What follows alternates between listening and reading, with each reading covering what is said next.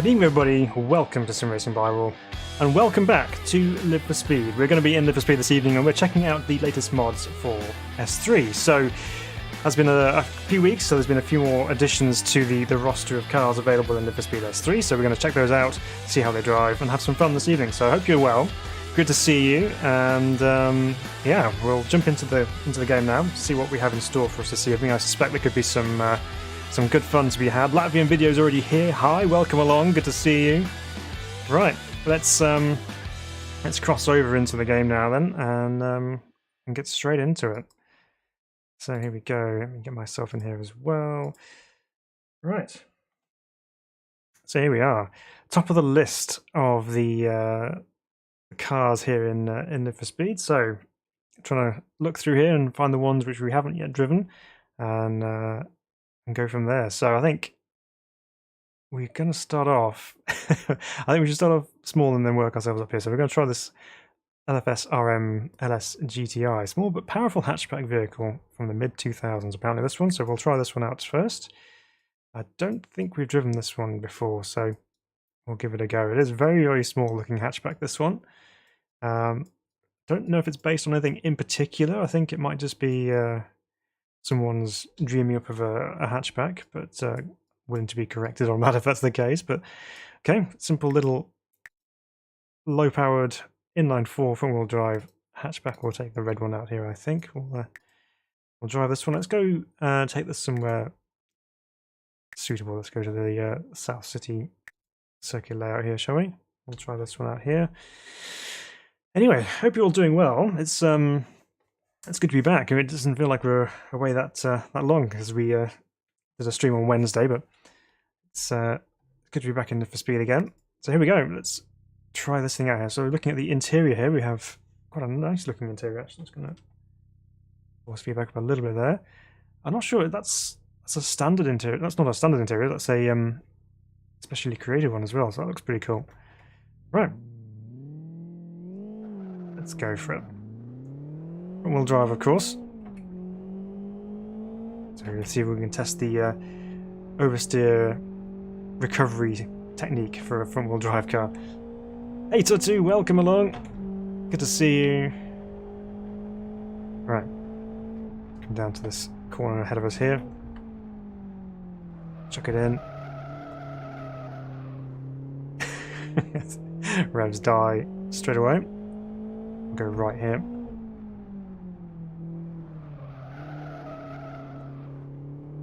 Don't think it's powerful enough to get loads of wheel spin on corner end. In mid-corner there when you put the power down. It's quite sprightly actually for a little hatchback. Take it through there.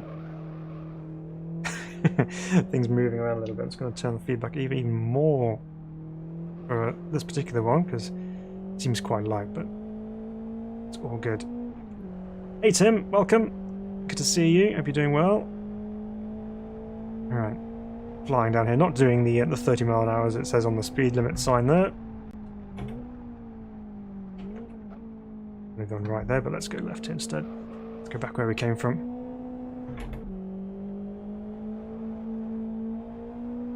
I'm just kind of feeling the force feedback through here, so it's quite weighty when you turn in, but around the middle it's quite light, so there's not much happening in this kind of range of steering movement there, but as soon as you start loading it up through the corners, then you get a bit more weight to it as well, so useful for knowing what's going on when you're pressing on hard through the corners ahead of you. Alright, now we're going the wrong way, as I would call it here. We've even got the wrong way signs in front of us there.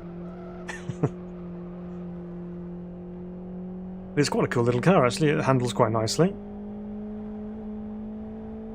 As I said, we'll have to try the front-wheel drive recovery technique in a moment.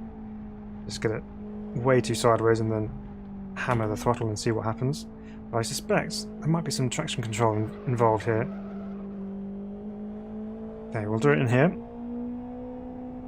Right, let's just chuck it into here and... Oh, except you did catch the wall there, Phil.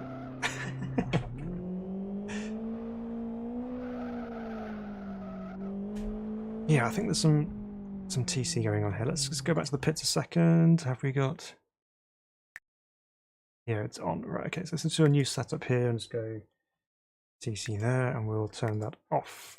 And now let's see if we can unleash all the fury of this little engine on the front tyres here. I thought I could feel it kind of just kicking in and just preventing it from putting too much power down going through the corners, especially when we were turning in and kind of pushing on a little bit, but weren't able to get that usual front-wheel drive wheel spin, so let's try again. Yeah, that's more like it. Feels a bit more alive there now, so let's chuck it in here. This is pretty cool. Cool, so you're working on the Saab 9.3 Viggen mod. Oh, cool. So the road version of the Rallycross one that you made.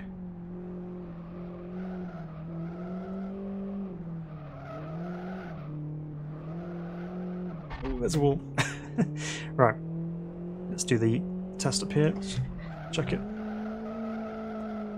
Yeah, and it works just as you'd expect it to, of course.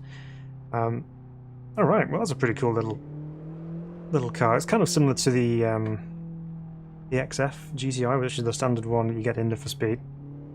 Similar kind of speeds and obviously drivetrain, etc. So yeah, it's quite a nifty little thing. You can chuck it around quite happily. Right, okay. Good first start. Yeah, so that's a nice mod. I think this one's actually approved as well, so it's gone through the process and it's all checked out as being approved by the Live for Speed developers, so good stuff. Right. Next up then, so the I guess this is like the Fiat, isn't it? So it's based on some kind of Fiat saloon car, but this is a traffic version, so it has a light bar on the top. Road and road short. What's the difference? Is that down to final drive? Yes. Okay.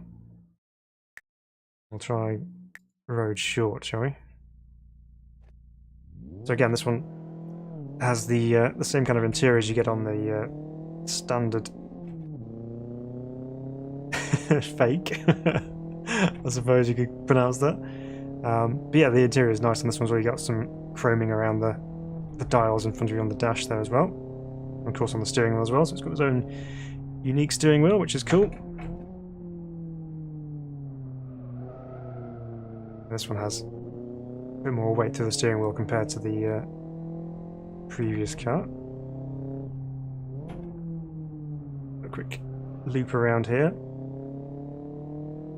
I can't remember what the shortcut is for lights and things, so I don't know whether we can test the light bar out on this or not, but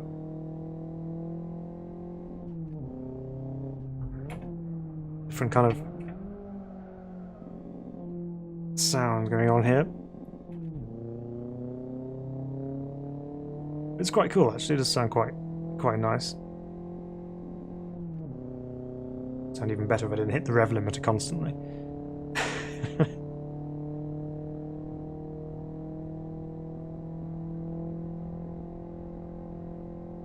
Hey Frank! It says no worries, I'm here. We're all safe for another day. Frank's arrived. Yeah, so again, TC kicking in there, stopping me from going full beans on the throttle on the exit there. Yeah, so I think this is just very much the same as the regular Fiat one, but with a light bar optional. I'm sure that must work if I could remember what the... Oh, hang on, Tattoo's come to the rescue. It says, Phil, you can use the light bars using indicators 7, 8 and 9. Okay, let's... we're outside here, so 7, 8, 9. There we go. Very good. So numlock 3 for lights, numlock 9 for hazards. There we go. Have a look. Yes, you got the lights on the front and on the roof bar as well. That's very, very cool. I suspect this would be mostly used for online cruising lobbies or kind of just people driving around just so you can have some police chases and things on online. But it's good to have the working lights on there as well. So that's cool. Always admire the creativity of the Live for Speed modders. It's always very, very good. Right, thanks for pointing that out. I shall try and remember that for the next one. Speaking of light bars, the MC Krankenwagen, which is ambulance in German, I believe. So this is based on the MC Splanter, which is the Sprinter version, but obviously it's ambulance liveried and with an ambulance rear end on it. So we've got some extra lights we can put on the top, and yeah, so we've got a light bar instead of the individual rotators, and then that's a LED light bar on the front. Cool. Well, we've got to give this a try as well, haven't we? Let's go to... Where was it? Where did I put it?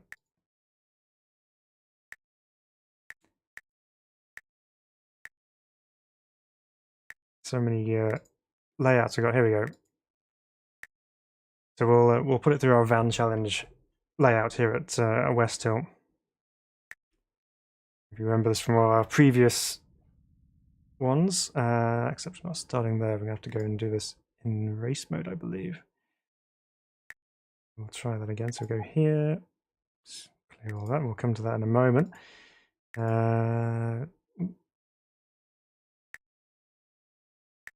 Let's join track. Those two. Right, okay. Oh, it's still not putting me in the right place. Ah, no, I know why. I know why. That was the parallel parking start position. That's the one we want. We'll do that on hot lap mode instead. Perfect. Right, here we go.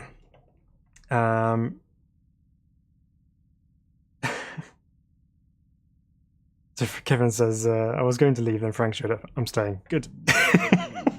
Thanks, Frank, for saving Kevin. Right, van challenge is on. Frank says, Phil is a little cross with me for pushing Didwak's brilliant post-overs for AMS2. I've not tried them yet, Frank, actually. I need to. Right, turn. Not the greatest turning ability in the ambulance. Right, over the speed bumps, no problem. And the speed back down slightly. Right, this is where we have to come and do a quick turnaround and pick up our patient, in this case, rather than the driver. Turn. Come to a complete stop. It feels heavy, I will be honest. Not quite as agile as some of the other vans that we've tried on this particular challenge. Right, around the roadworks. And then, of course, can't pass up the opportunity to show off van driver, racing driver skills. So here we go, onto the kart track. How can it handle this tight confine of a circuit? Ooh, we've got some oversteer going on. Slamming into first gear. Use every last one of those revs that we have available to us. Alright. Oh, it's a little bit ungainly coming through here. It's not geared up for this kind of thing. All that weight in the back. With the passengers, alright, not the patient, shall I say. If it's not serious, right. There's enough of that. Off the track. Down the access road. Okay, this is where we cut back through onto the main road here. Try not to avoid hitting the gate post there. Flat out. Right, okay. Now we can breathe. Now we approach the slalom section. Test the roll of the van. Ooh, it's a clip.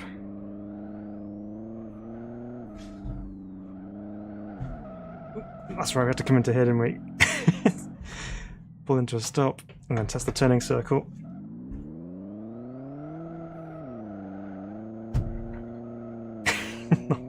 Not too bad. Right, down to the roundabout. I'm on the right side of the road. Right, test the brakes out. Get it stopped. Around the roundabout we go. Handbrake didn't do much there, but we're okay. Now it's the bail test. What bales? Ooh, even send that one through the wall. Here we go. And flat out down towards the... Oh, we have to go into the petrol station. We do.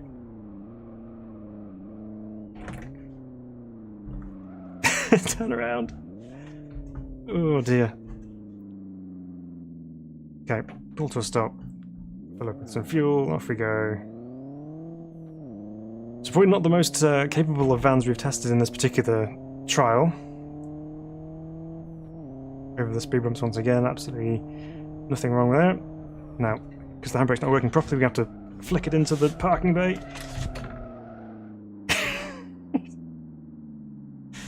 And there we go, we're in. I think.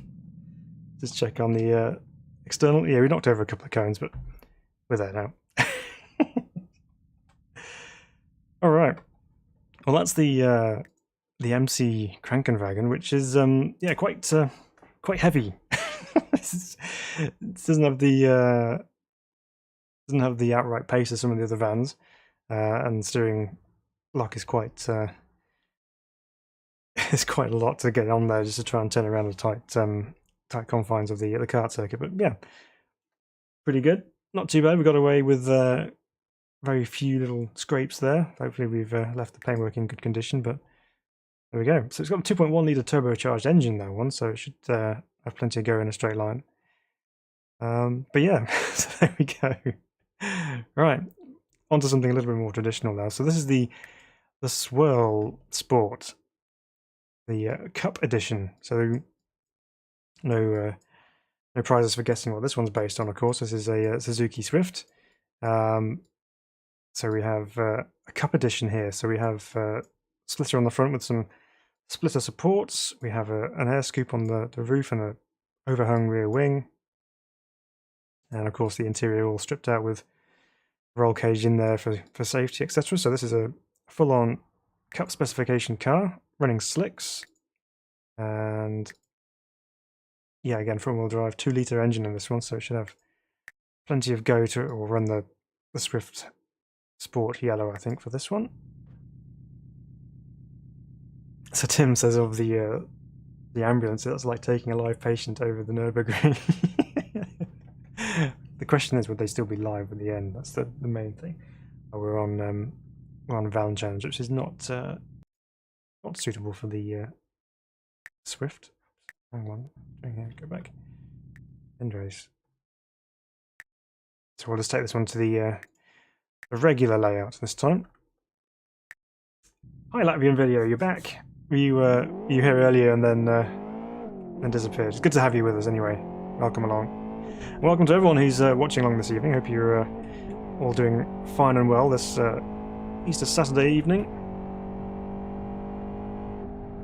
Alright, so here we are in the Swift Sport Cup car. Interior looks good. We've got a battery cut-off in the middle of the dash there. It's too busy looking at the battery rather than which gear I was in. Alright, so yeah, interior looks, again, good on this one. It's very functional. We have a racing steering wheel there, so no airbags to keep you out of trouble if you ended up nosing into one of the barriers. So there should be plenty of grip available driving this car with the slicks. Certainly feels that way through the corners, at least at the moment. You're playing some BeamNG, awesome. No worries at all. Good to have you with us.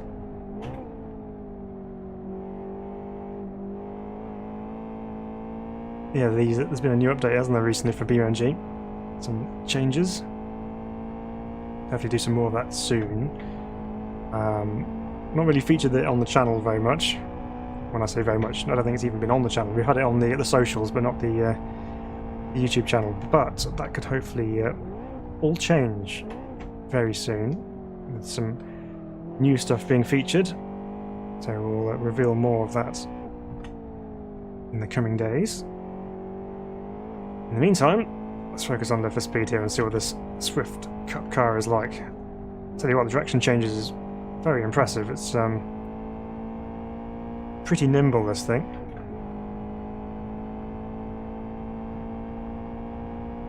I do like how we still got elements of the standard dash in here. We have the vents and things. Obviously you have to keep the dashboard in most race converted cars.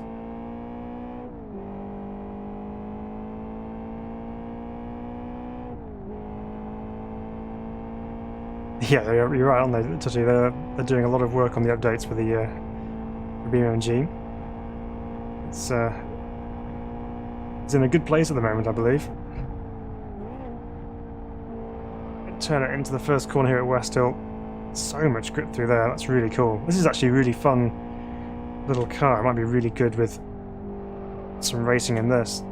Oh, just turn it in there, and just a little bit of oversteer as you turn it in, just to kind of let you know you're kind of approaching the limit there. But then there's still a good amount of grip, which allowed me to keep it in on the apex. But again, the tyre physics on LFS are brilliant. So you can really feel when things are moving around. So when you're at high speed going through corners like this, you start to just feel the tyres just moving around ever so slightly. It really helps with understanding where you are with cornering abilities of certain cars.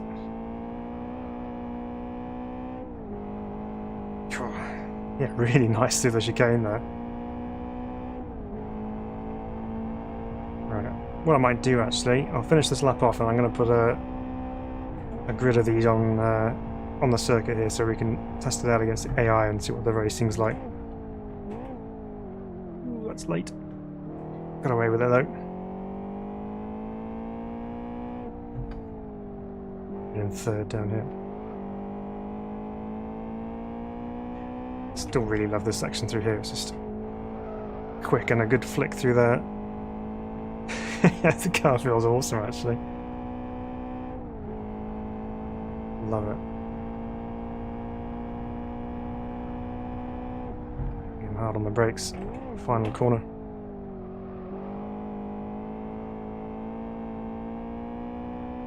Through we go. Right. Well, let's go and do a quick race with this particular car then, shall we?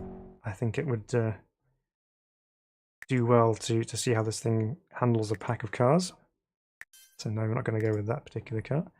Here we go. So let's load the international circuit up.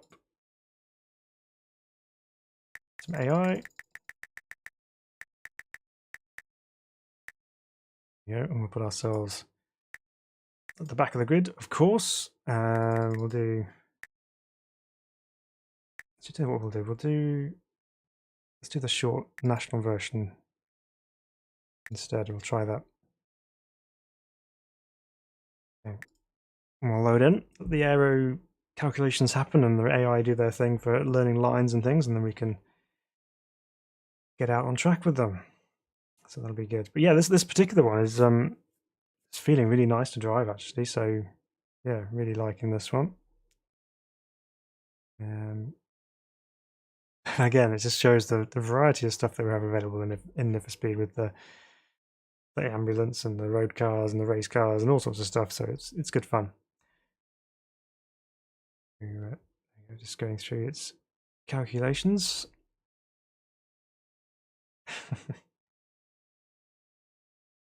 Oh man. So I'm not sure. I've been shifting with the H pattern there. I don't know whether it's actually. Just have a quick look in the garage here, is it? It is H pattern. Okay, that's fine. Right, AI is loaded and ready to go.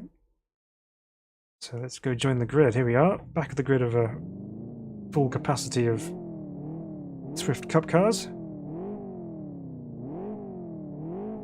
So place your bets now. Can we survive without the AI crashing into us?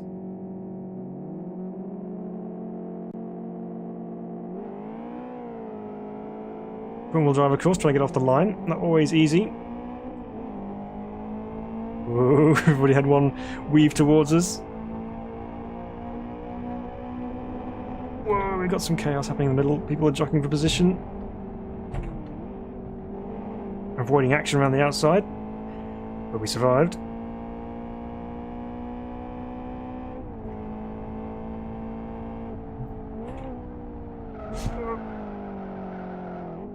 That's the grass. I was fully expecting that, to be honest, being slow in the middle of the track. So there we go. Lesson learned: don't put your wheels on the grass on your turn-in point. Never works. So we'll retry. So that was my fault. That wasn't the AI's fault, technically. We'll let them off on this occasion.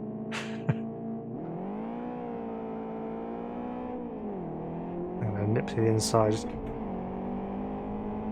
Because that's the given thing. Everyone just flips around.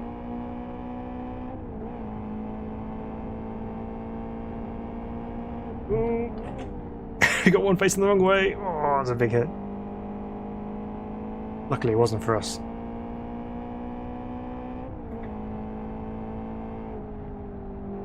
This time, no grassy moments on the way into turn 2. And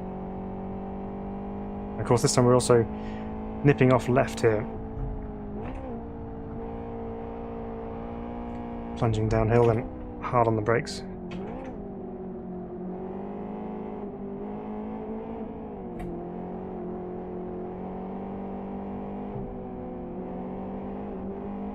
Trying to remember exactly how all these corners go through the middle here.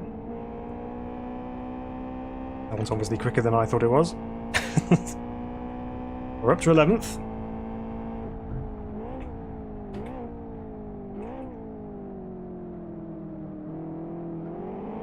Ooh, not anymore. We broke into the top 10. A little bit of a door rub going on there. No chicane on this particular occasion, we're just flat out straight down towards the final corner. So Frank says, the real question is, will your geriatrics GTX 970 be able to survive a hammer crashing into it? It survived pretty much everything else I've thrown at it, but I don't think the hammer will go too well with it. But yeah, it'll have to survive a little bit longer because I'm going to keep the PC for other uses, but yes, it is well ready for its retirement. Okay, we got one guy in the mirror here. Going to put the pressure on as we come into turn 1. Definitely a lot quicker through there then. Got a good run on the guy ahead.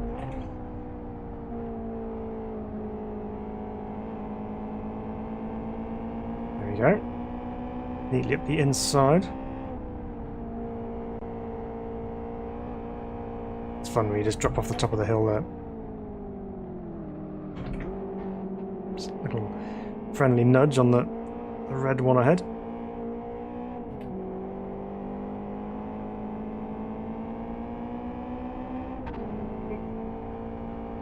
Just return the favour on us, that's fine.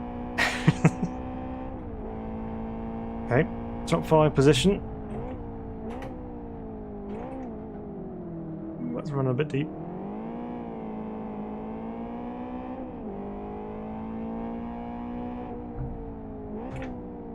Oh, almost went for the moon at the inside, but not the room. So Latvian video says I had a GTX 970 before upgraded. Good card. It is.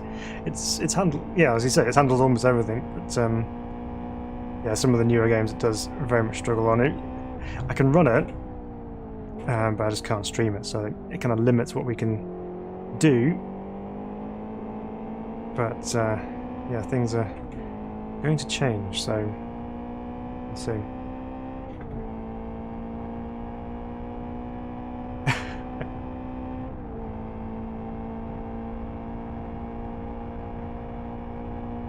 Okay, across the line, we set the fastest lap. Too quick into turn 1. Thankfully front wheel drive saved us.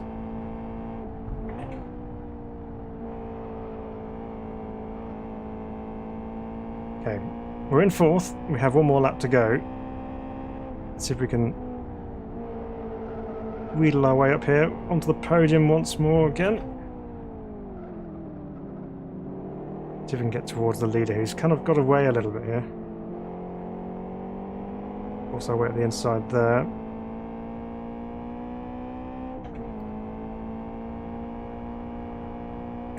These are really fun to drive actually. And race as well. Skating down from 4th to 2nd there. Lighting the tyres up on the exit. Right with the leader.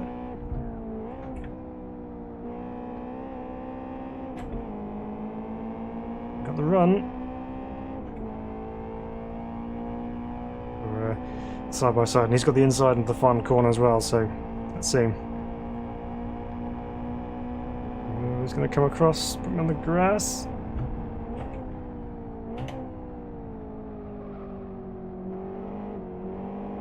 Oh, we've got the cutback on the inside though, we got him. Now, I know this is only the AI, and even at pro level they're pretty straightforward to beat, but you can have a good race with them still. So there we go, across the line, taking the win. That was fun, and the car was really good to race as well. Actually, some good stuff. I'm sure online, if we can get a grid of these together, that would be some epic stuff. Right, coming out of there then. Right, love that mod. Very, very good. Okay, carry on in our quests as we review various cars. So that's the Swirl Sport 06, which is the road version of that particular car. But I think what we're going to do is we're going to jump on to the next one here. So this is I think we've had the Slava 15 actually. I think we've driven that one already. Okay, so what we're going to do, we're going to jump into the McLaren N9 GTR, which is from Tatu. So this, of course, is a McLaren, but don't tell anybody just in case it gets taken off. This is a P1 GTR. So this looks pretty cool. We've got all the right looks in here. We have the huge rear spoiler on it. Of course, the mad rear lights you get on the P1. Yeah, looks pretty good. Nose looks quite high, doesn't it? I don't know whether that's just because of the showroom, but it's cool looking things. We've got the Harrods kind of livery on there. We have white and orange and flames as well. Okay. And then a selection of regular colours as well. But we'll take out the Harrods livery here. Where should we take this one? Let's go to Rockingham for this one, I think. Test it out. So tell Phil this was in the 1600s and it simply won't do anymore unless he wants to play ETS2 at basic settings. I know, and it's been hanging on for dear life for the very longest time, but yeah, it's doing okay. It's doing well. But Kevin says my 1070 was the same, but triples was very challenging. Yes, I can imagine. Yeah, I'm only doing a single screen, so that's kind of a saving grace for it, I suppose. Yeah, so it's all good. It was a good clean race, that one, wasn't it, Tati? It was nice and clean, which is what we want. Right.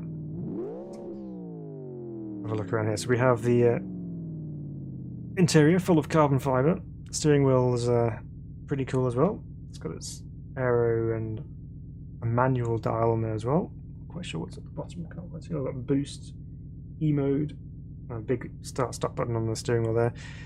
Right. So the P1 GTR is probably the most wild car that McLaren has ever created. So let's see how this thing handles the confines of Rockingham here. Just see on the dashboard on the centre there that there's some help going on electronically here. And we'll do a lap of the oval on the outside here. Check it out for speed. Corner and grip. And your downforce through there.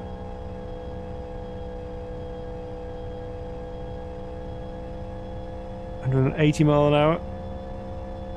Should turn into the final corner here at the oval. Not quite flat, but it's close.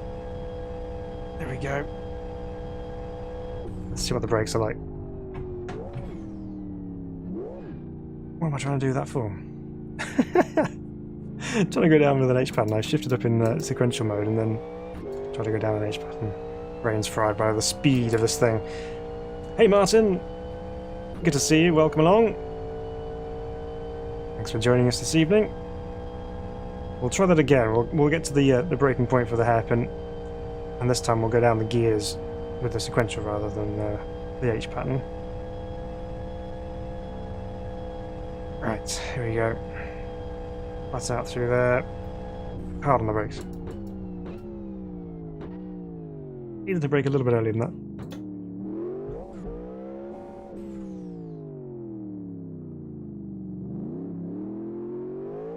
Let's try and go around the infield here and give it a test on some actual corners. Yeah, so definitely quite a bit of TC interference there, which I suspect is probably required to keep this thing in check, because I suspect it's quite a beast if it doesn't have TC on, which of course we'll have to test.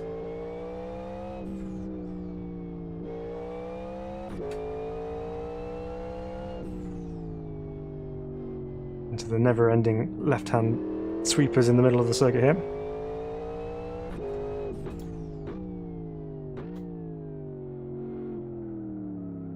Into the Tarzan hairpin in the middle of the course there, and out the other side. Obviously, heaps of power. Avoid the sausage curbs here. That's not what we want to clip in our P1. We want to take the front splitter off.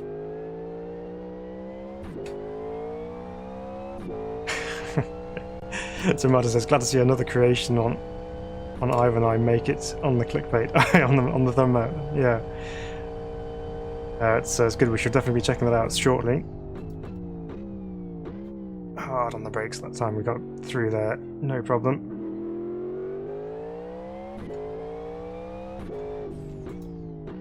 So Frank talking about truck sim, I think, by the looks of things. Again, it's not something I've really done much with, the truck sim series.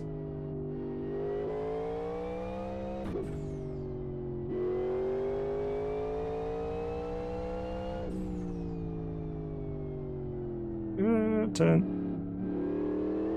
It's just the stability control light flashing away in my left peripheral vision.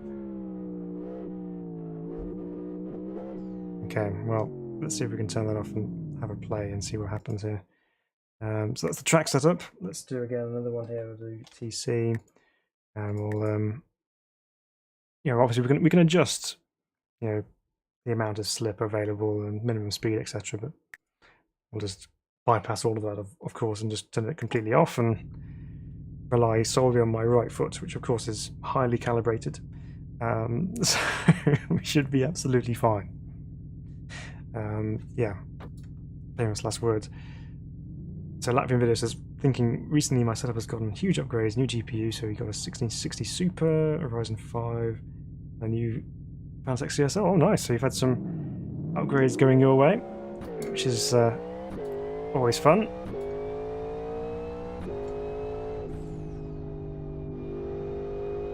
So Tatu says, I made a setup for myself without TC, but sources say the in real life P1 has TC a little bit, so I kept it on. Right, okay. So we've turned it completely off, so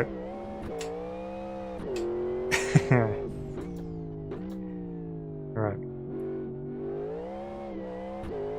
Yeah, that's why it was constantly flickering away.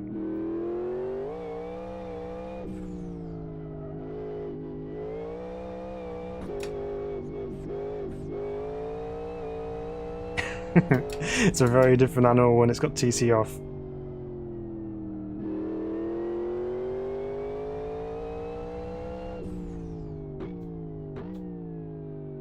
To the hairpin again. Let's light it up out of here.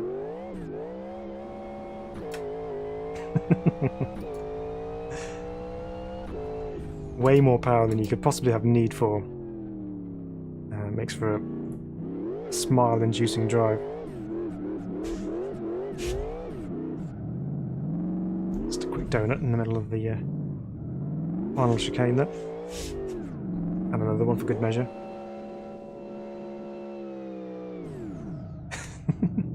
Right, this time we'll go a bit straighter. Oh no. I may have broken it.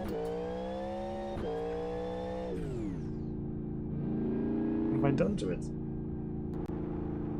don't think I've got the tyres down the back, have I? That's fine. Probably just destroy the clutch. Okay, let's go again. This time we'll have a working car, hopefully. Right, here we go.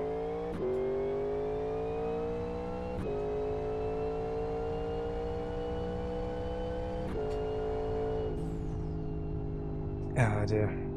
Hey, this is Yusuf. McLaren, yes, the McLaren.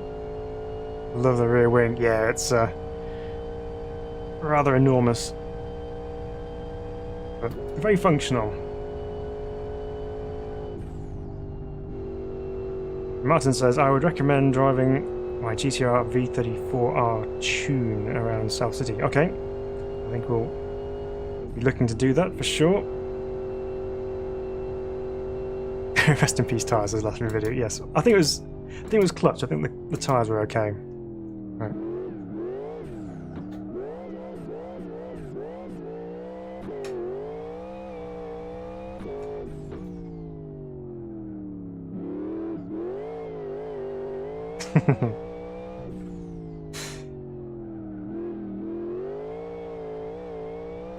Just leaving big 11s everywhere at the moment.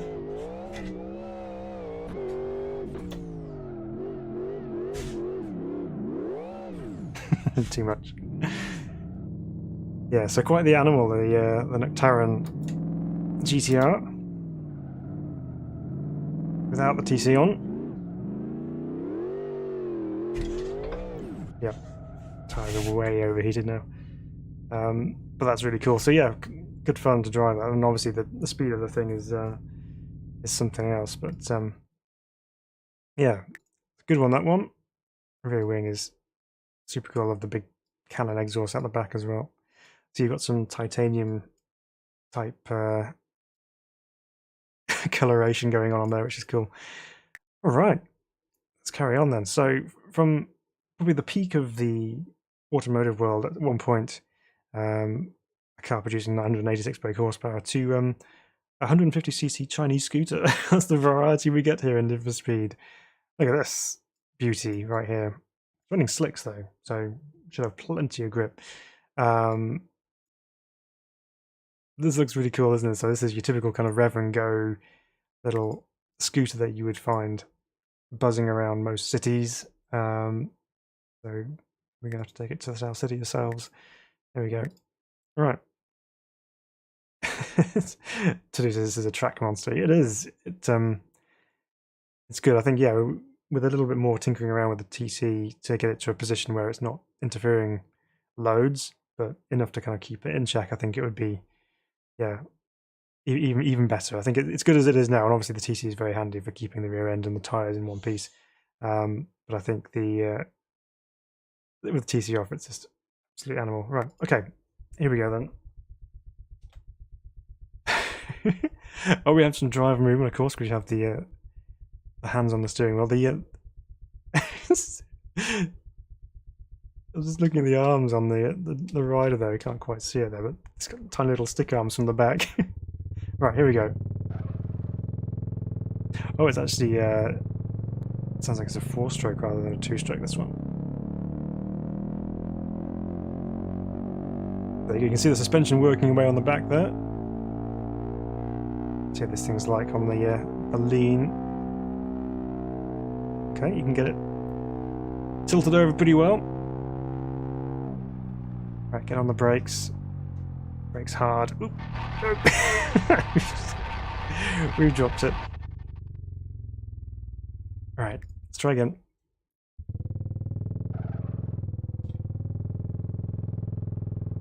So the number plate of the scooter is 3D. Ah, right. Cool. So it's not just a texture or part of the livery. That's pretty cool. So Martin says, I'm going to get my hands in this McLaren soon, help improve the physics. Oh, okay. Cool. It's good that everyone kind of joins together and just has a go of themselves with helping each other out, which is awesome. Here we go. Turn in nice and easy. Nice and easy. Going out of road. Okay, we're good. We're good. Again, I've got the steering setup not quite right for the bikes. I know there's some things you can change to make it a bit easier, but just trying to make sure we get through here with very gentle inputs on the steering. Nice reverb off the barriers there.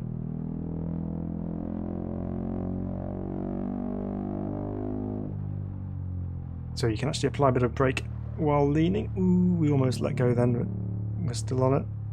Uh-oh. Uh-oh.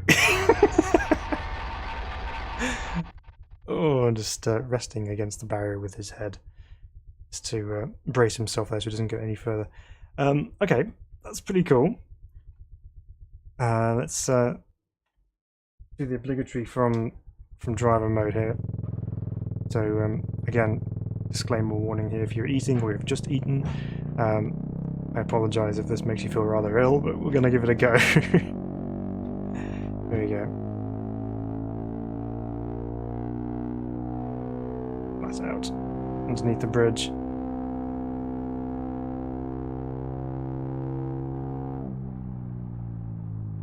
Hard on the brakes. Right, turn it in.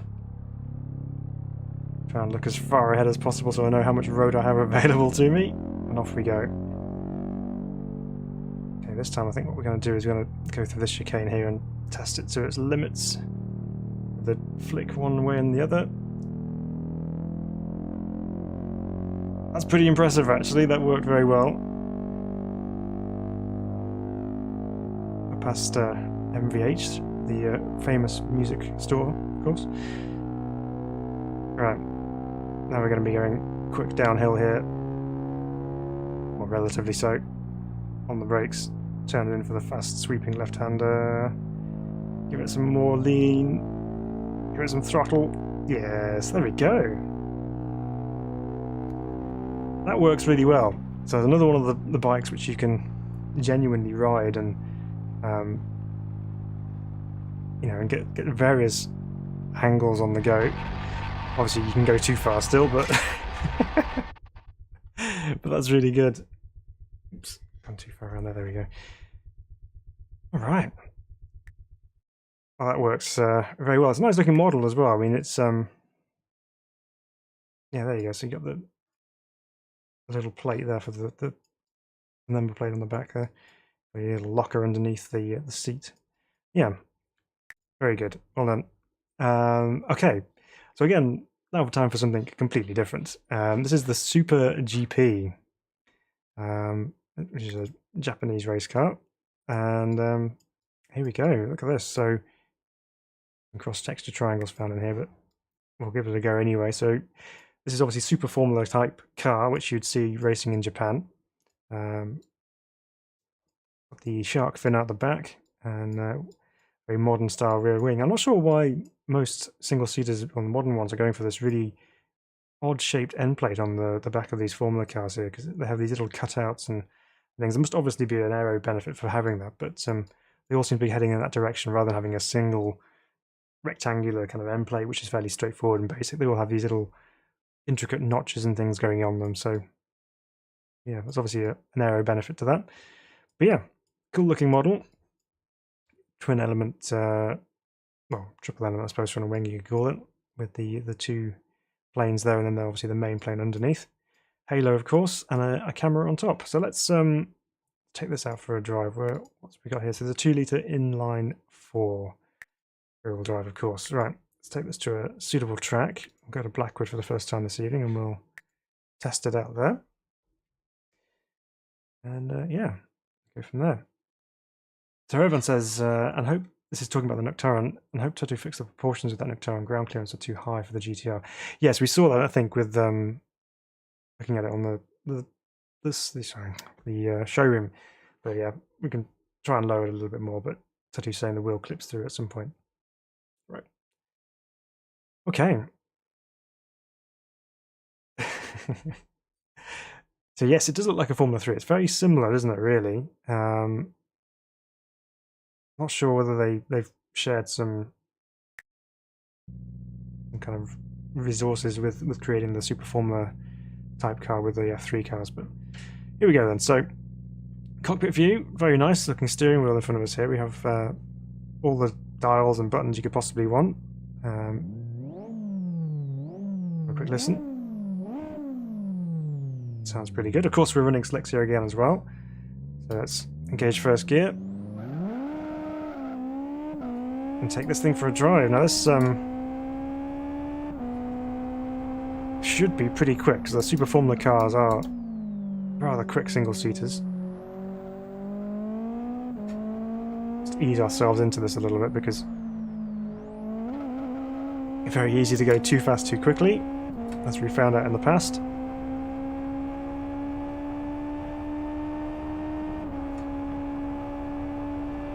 So of course we're stuck with the sim racing issue that we have with regards to a halo, in the fact that in real life, having that halo there right in front of you, your eyes would kind of almost blot it out and just kind of merge the two images that you see from both of your eyes into one, and you kind of don't notice that halo quite so much. But of course in the sim it's very different, so we just have this little blind spot right in the middle of our vision there, which we have to kind of look either side of to check our reference points for various things, so braking, turning, etc.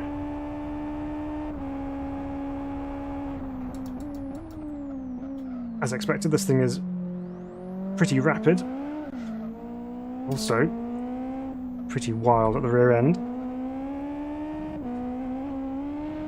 Wow. Again, the grass catches us out.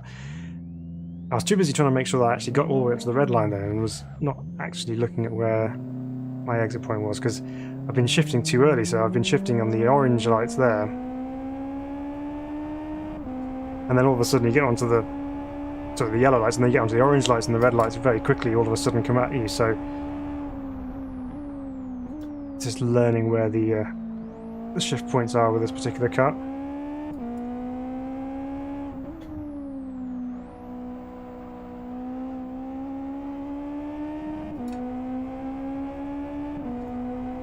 So yeah, Latin Video says Formula Renault 2.0-ish. Yeah, it's that kind of look, isn't it? So it's kind of the intermediate to higher level single-seater category. Get off the curb in the grass, that's the worst place to be. Yeah, so it's that kind of mid-level, mid-tier single-seater category. Except in Japan, this is the top level Formula car that they race.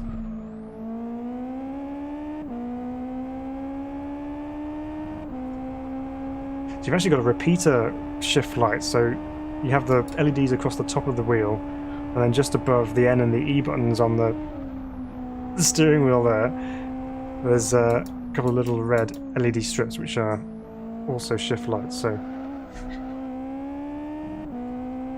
some additional things to keep your eye out for when you're trying to keep it on the tarmac. Just kind of wait for your eyes to just kind of catch that in the peripheral vision, so you're busy looking at the road, but just when you see that flicker of light appear in front of you, you know that's when you can pull for the next gear. Obviously you're sat very low down in these single-seaters, so going up over the rises in the road there, you get blinded temporarily. Try and keep the rear end balanced out of here.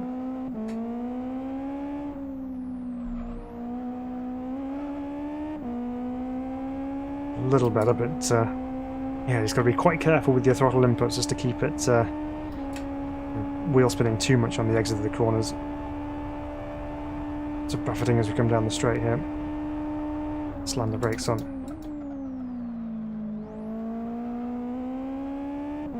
A little bit of mid-corner oversteer to catch there, which we managed to do.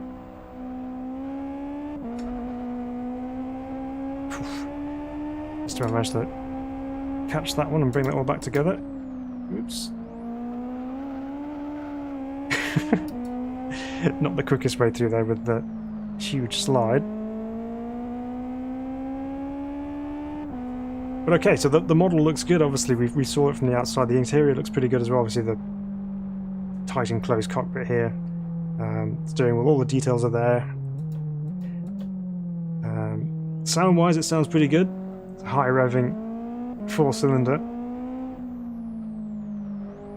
There's obviously the turbo sounds in there as well, of course, which we knew from the information, but yeah, handling wise it feels really nice. So it's got enough grip obviously through the fast stuff, but you do need to be on your toes through the slower corners because, you know, as I said, getting that power down on the exit is not easy, but with a bit more time in the seat I'm sure you could come to learn how to best manage that power delivery and really get off those corners as quick as possible.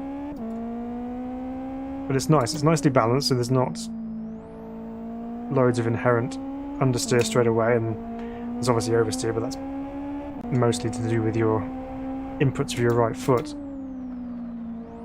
But in general it's quite nicely balanced, and you can catch the slides as well with relative ease, like that there. So just a little mid-corner moment, but you can just apply just enough opposite lock and then you're back on your way again, so that's all good too.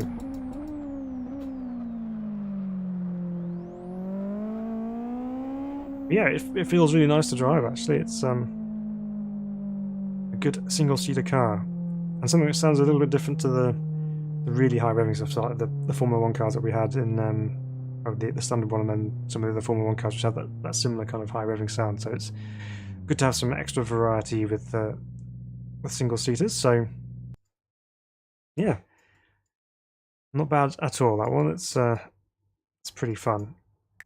Right, let's scroll further down then. So I think we've driven the Carry West before. Right, this is not the one that Martin was talking about earlier. This is a GT V35 Godzilla. So this thing is obviously an R35 GTR. Not sure where the origins of this one's come from really, but the model looks pretty good. Looks exactly like you expect an R35 to look. It's nice and smooth. Some chrome exhaust tips on the end there as well. So we have a road version, we have a grip version, so that looks like we go straight to slicks from treaded tyres. Well, we'll drive the road version first. So did see there's over, I think it was like 1600 kilowatts of power, so it could be pretty quick, this thing. Okay, so first thing to notice here is that this is obviously geared to being left-hand drive because the writing on the center console there is reversed. So that's just obviously something to do with whichever side of the car you have yourself set up, which is another great thing of Live for Speed. You can actually tell the sim which side of the car you want to sit on, which you can't do with anything else. It's just like, well, that's left-hand drive and that's what you've got to deal with. But here you can do either. So I have it set on the right-hand side. Hey, Yasso says, yes, it's a Super Formula, yes. The Latvian video says, I wonder, would VR help with the Halo? I don't know. I don't think it would, because it's just... Because both sides of the VR headset is just going to be projecting the same image, isn't it? It's just your eyes are going to be seeing the same thing. I'm not sure how it would work, but maybe, but I'm not sure. Okay. Ooh. Well, this sounds pretty good.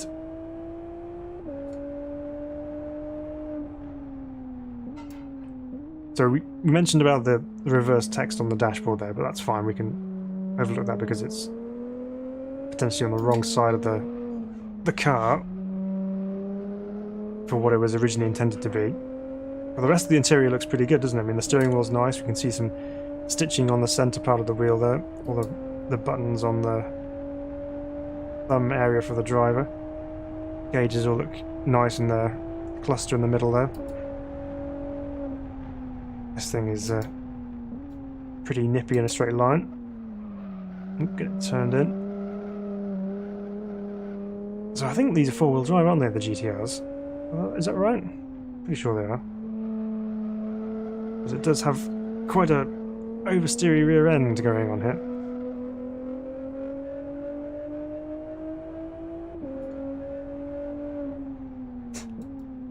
But you definitely get that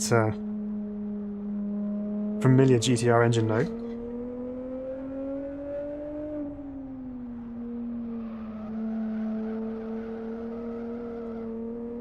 But it's also quite forgiving, so you can get it sideways and apply some right foot and drive your way out of it like an absolute hero. We go down to turn 1. Let's just upset it a little bit into here and see what happens. Yeah, so I think there was some electronic help going on there as well.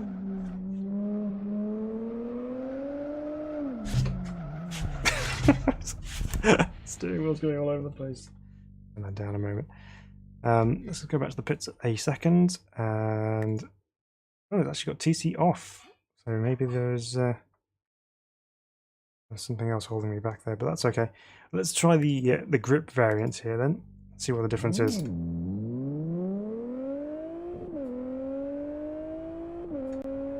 It's obviously slick, so we should have better grip through the corners. Let's see.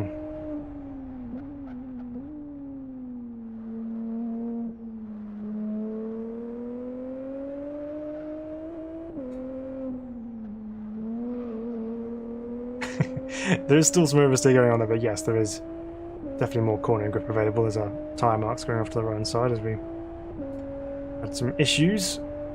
We're up and away now.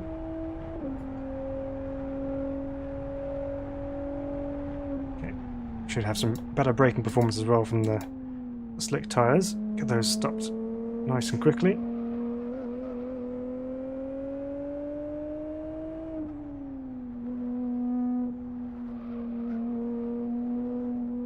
It's just poor driving from me, that one, to be honest. It's nothing to do with the car at all. That's my steering inputs going on there. Right, smooth off a little bit. It's hopping around a little bit actually with the addition of the slicks. It seems to have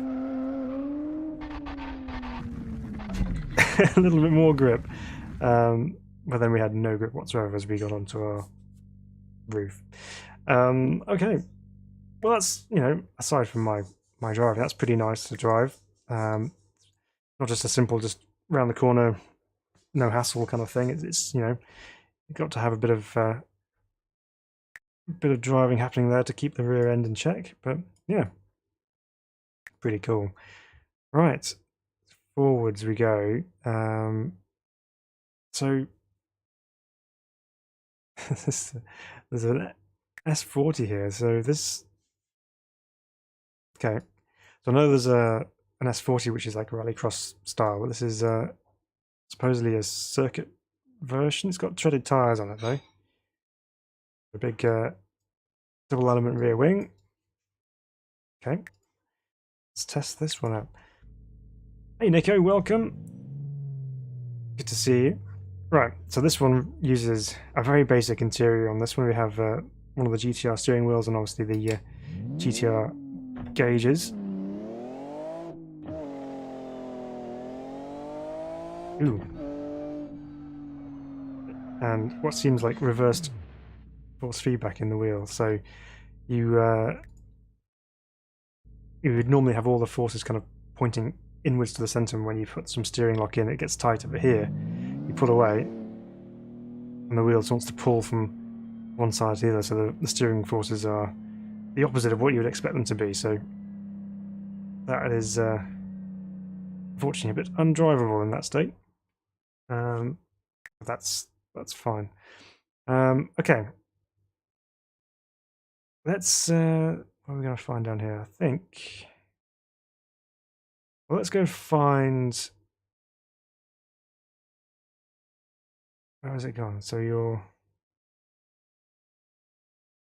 where's the R34 gone? Oh, here we go, the V-Tune. We'll do this one for Martin then. So this is the previous edition of the GTR. We just drove the R35. This is the R34 with some additional tunage going on here. So we have a bit of diffuser action on the rear end there, and various grooves and splitters, etc. Right, let's have a look at some livery options here. So we've got obviously the red with the stickers on them, and just various colours. Red with gold wheels looks quite cool. We'll try that one. Oops, need to go to South City though. That was the request, so let's do that. Open it right up. So Latvian says you can press Shift L to see the suspension. Yep. And if the caster is negative, the FFP is reversed, which is bad. Yep. That's kind of what I was thinking. It was the suspension setup maybe causing the issues with the feedback there. All right. So in interior then of the R34, got the gauges on the center console there with our boost and looks like oil pressure, or was it? Yeah, oil pressure on there, which is actually active as well, so you can see the oil pressure on the gauge there. There goes the boost gauge. That's cool. All the way up to what looks like, what is it? 16 psi, is it 0.8 bar? Are you reading that right? Or is that in something else? That's kg, isn't it? Kg per centimeter squared by the looks of things. That's an interesting boost readout. Normally it's in bar or psi, but that's fine. Ooh. Let's listen to that reverb off the wall. That sounded cool. Right, let's go up this way.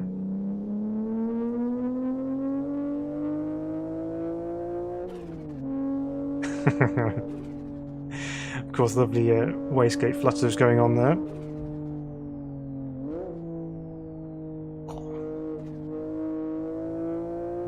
It's so confusing going the opposite direction around here.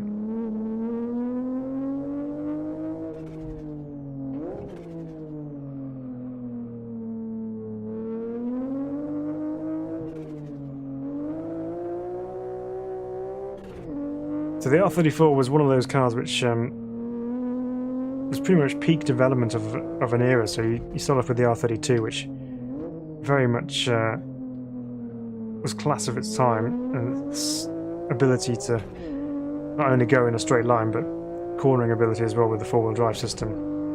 That was obviously updated with the R33. Maybe a little bit heavier perhaps than the 32, and a bit more of a bulky car. But the 34 is where you started to get a little bit more of the electronic side of things playing around with torque distribution and obviously differentials and the way that all works and things. It's very, very complicated stuff, but also very effective in the way that it was implemented with this particular car. So it meant that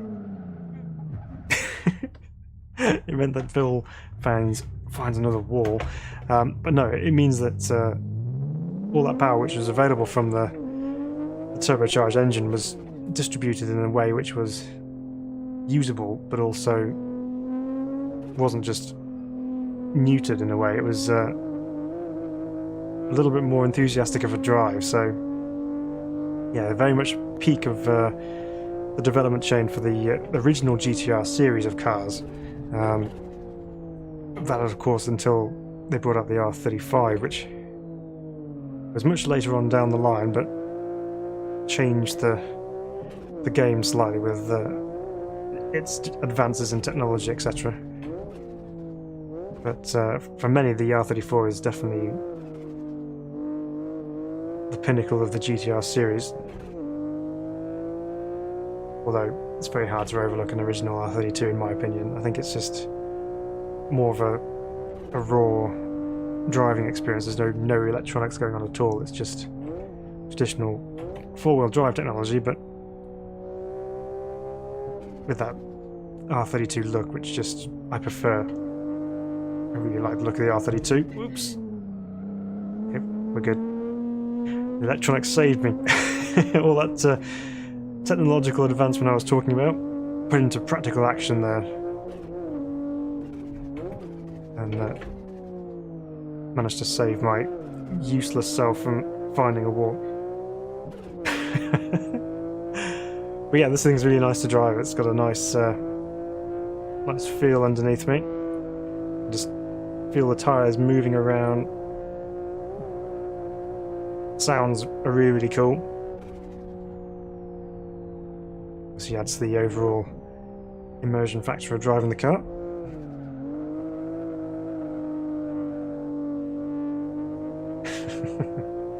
That's good. So Latvian video says kg per centimeter squared in bar is basically the same. Oh, okay. I didn't know that. That's cool. Yeah, I mean, looking at it, I mean 0.8 being the maximum there, it's kind of in the ballpark of what I would be thinking of with bar. I mean, with some of the tune cars, you can get up to 2 bar of boost, which is obviously quite a bit, but yeah, still plenty of power to be playing with.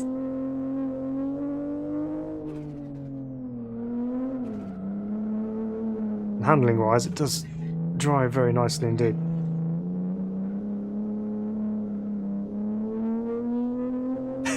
I can see why you suggested driving around South City, because of the proximity of the walls, which enhances the sound of this car.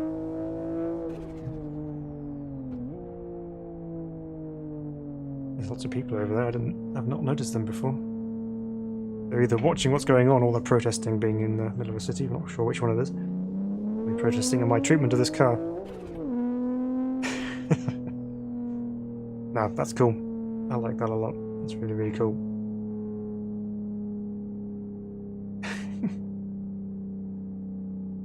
Oh, hang on. Let's go back into there. So Nico says, can you shift L for us? Okay. Shift L. You can see the suspension movements on here.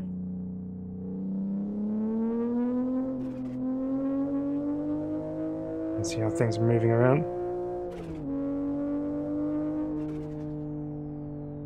You can see the camber, the inclination of the shock absorber, the whole suspension geometry, your caster, scrub angles, etc. You can see it all working in motion there as well, which is really handy if you're creating a car. Obviously you need to know how things are working and making sure it's all correct, but for those of us who simply drive it, it's always fascinating to see it in action, which is not something you can do in most sims. So another feature you get a Live for Speed.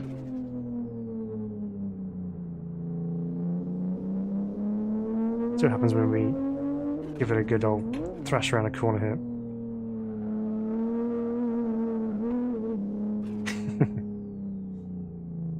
Awesome. All right.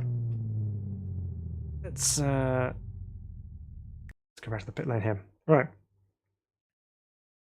So Nico says that the BOV sound is pure puke. Not a fan of that. All right, let's wander back up again then. So some of these I think we've already tried. We haven't tried is the FZ GTS, which is obviously based on a fairly modern version of a Porsche. But yeah, so we got the Targa version by the looks of things, with the chrome rollover hoop there. Let's have a look at we've got a police version as well, because that's your standard issue police pursuit vehicle. And then we have a celebratory 50 version here, and then obviously individual plain colours. Let's run this one. So we've got normal setup. We have a race version with a wing on the back and still with treaded tyres. We have a slicks version, and we have a rallycross version, which is kind of 911 Dakar-ish. I have to give that a test, but we'll do the normal version first. Ooh, wow, okay. Quick look at the interior. So steering wheel, I was trying to figure out whether that piece in the center of the steering wheel was just cut out or whether it was just part of it, but I think it's just part of the steering wheel there. But the steering wheel's fairly basic, but the dash itself is actually quite nice. Now you won't be able to see this, I don't think, because it'd be underneath the monitor. But let me just it's going to map a look left button here so you guys can see this. So I look left here. So look at the dashboard there. So we have quite a nice looking display there with the what would be the touch panel on the middle of the car. So that's pretty cool. Let's see what the playlist is there. We have a a call log as well from the phone. Some interesting details on there. But yeah, let's have a play with this particular car then. So we are sequential for this one.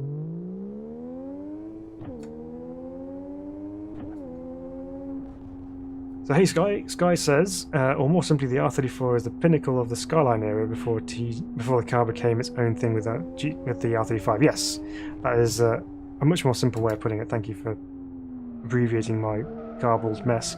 But yes, so the R34 of course was still technically a Skyline, whereas the R35 is just pure out and out GTR brand.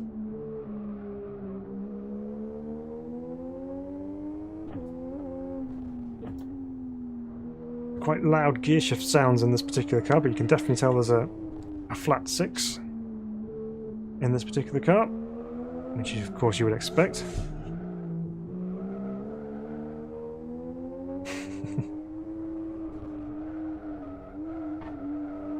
Little bruise of the wall on the inside there, but nothing too sinister. So there's no trailing arm on that R34, which you were looking for, was it, Nico?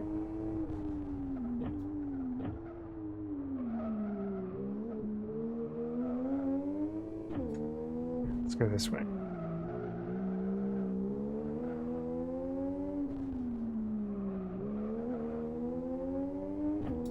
Up onto the dual carriageway we go.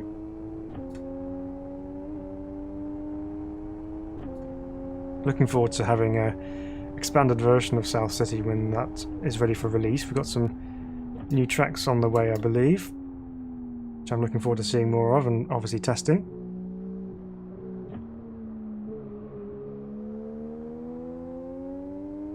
So there'll be more roads for us to explore as we go through here.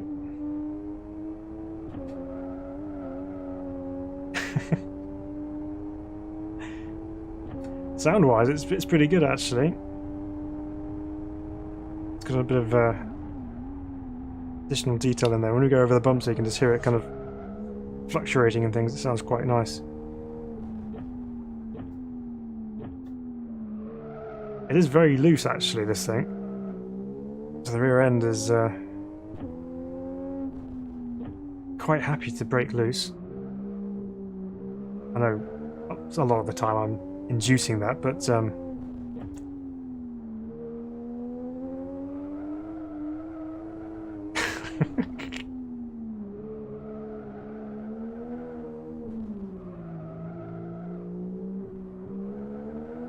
yeah, definitely the rear end likes to play,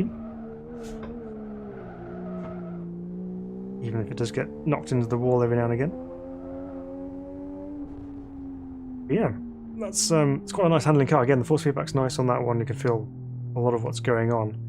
I'm curious. I'm gonna have to go try out this this Rallycross spec version. So let's load that setting now. There we go. So Nico says, "Hope we live to see that," referring to the new tracks. Yes, I'm sure they'll be on their way soon.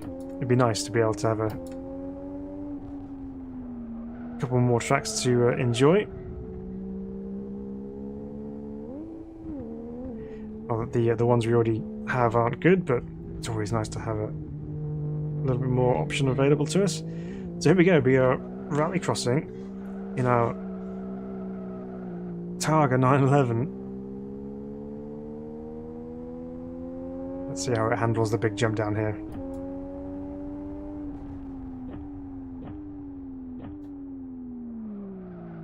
Turn. Obviously now being a little bit higher up, the handling is slightly different. I took that jump, no problem. Soft suspension on it, and again there.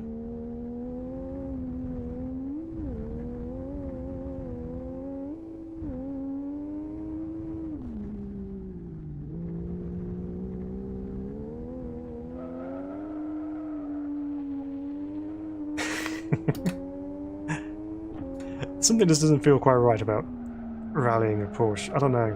I know they've been very successful in rallying, and the 911s have been a feature of the World Rally Championship in the past, and they've been very successful with what they've done as well. But I don't know, just something doesn't seem quite right. I know it's not really for me to say what a particular type of car can and can't do, but I don't know. This always seems a little odd to me. But this one's handling the dirt, no problem whatsoever.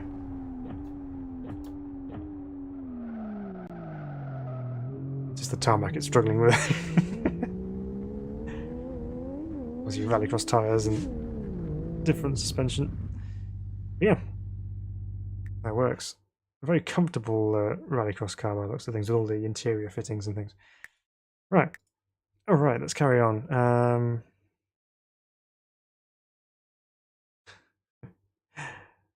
Okay, we have the PZG sedan, which is obviously not a C-class. This on the back, it's got a 3-litre V6, is that right? It does. Okay, so we have a normal base, a normal one, which is lowered with a little duct spoiler on the back. We have a sport version, which is even lower than normal. Then we have a police variant as well, with the associated flashy lights. Okay, well, let's in this case, let's check out the sport. Of course, we won't go to the rallycross track. That would be disastrous. Let's change this up and go to a bit of Aston for this one. Keep things fresh. Right. Not that fresh though. Oh dear. No, we're not taking it down the soapbox hill. Okay. So interior then. This looks pretty nice. So you can see the center console there. Everything looks pretty cool. I like the hexagonal kind of paneling mesh that kind of sits along the middle of the dash there. I also like the perforated, I guess that'd be leather on the door panel there. That's really nice texturing there. Steering wheel's an interesting design. It's obviously based on a real car, but it's you know, it's nicely done. It's got some details in there. Yeah, looks pretty smart. Let's what are we on? Are we on sequential here? We are. We've got a 3-litre V6 under the bonnet. We even have a objects in mirror are closer than they appear message, just to remind us in the wing mirror there.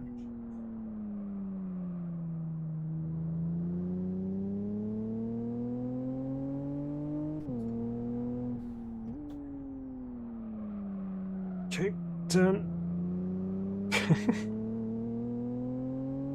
Hey Noel, welcome along to the stream, good to have you with us. So I'd be interested in your thoughts regarding the PZG GTR. Okay, I'm not sure we've driven that one yet, so we'll definitely take a look for you. So what's this thing like in a straight line? Up to 6th gear. We are comfortably cruising along there at 120 k's.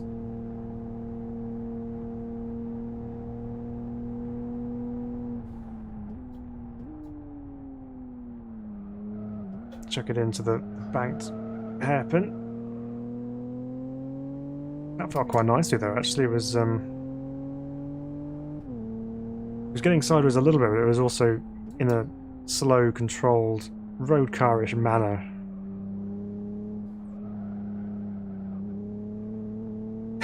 As you kind of would expect it to do. So Nico says, guy that making these mods makes them really well in my opinion. Mods from BMG also nice. Oh, okay, she does mods for Speed and BMG. That's cool. Yeah, this one looks really nicely done. Get on the brakes here and see how good they are into this right-hander. Nope, need a little bit more stopping distance than that, so we'll just carry on because we can. Right, into the big long sweeping right-hander.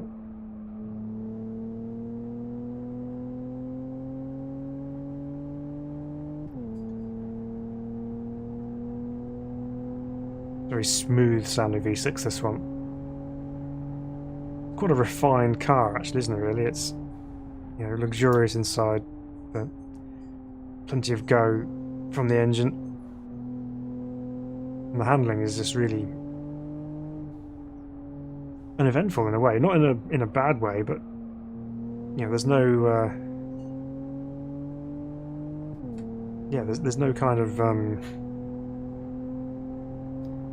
drama, I suppose. So it's just everything just happens in its stride, and it's nice and easy to drive, but at the same time you can throw it around a little bit and have some fun with it at the same time. It's not just slow and boring and dull.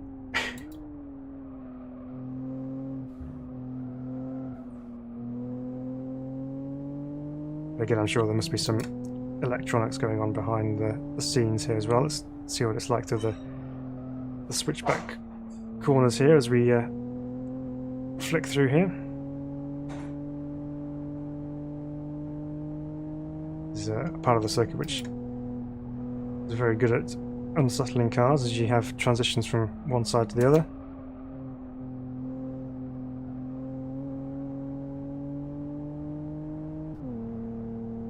No problem across there. Yeah, again, it's just, you can just throw it in there and get some oversteer, but it's nice and easy to control. It's pretty fun. So Nico says some models were converted from original BMG models like PZG and ETK K series. Ah, okay. Let's go find some of those now. But yeah, that's pretty cool. I like that. Nice looking model, drives nice, good sound, good feedback. Yeah, good fun. And again, I'm sure with the police version with the livery on it as well. I'm sure there'll be lots of people pulling people over on online cruise servers with that. Right, so PZG GTR, that's this one here. Okay, so this is kind of... We've driven PZGs in the past. I think we drove the Rally or the Compact or something like that, but this is the GTR. I don't think we've driven this one. So the car itself is kind of... From the front angle, you could see elements of Fiat Punto, Renault Clio. From the rear, you can see kind of Toyota Starlet type vibes going on there. Yeah, got a wide body kit on here as well. That's quite a cool looking car, isn't it? It's a nice five. Oh, is it how many spoke there? 1, 2, 3, 4, 5, 6. Yeah, proper kind of rally spec wheels. So we've got a tarmac version and a gravel version as well. Look at that. The lump pod and the taller suspension on it. Let's do the tarmac one to start off with, I think. Even Gaz, you know, not at Augusta, or is there a thunderstorm breaking play? Yes. My alter ego. Yeah, I'm not sure what's going on at Augusta at the moment. I know there was issues yesterday with fallen trees and all sorts. It was crazy. For those who are mightily confused what we were talking about, it's mostly down to my surname and the fact that I have an interest in golf. So Gaz's nickname for me is Justin. So we frequently ask how I'm getting on in the world of golf. So I had a reasonable day yesterday, so I think we made the cut. I didn't see how it boiled out after they went back on course earlier on, but sometimes you gotta nip away and play some Live for Speed, you know, guys? Right. Enough of that. Here we go in the PZ GTR. This is a little pocket rocket, this thing. Sounds pretty good, right. Let's turn it into here.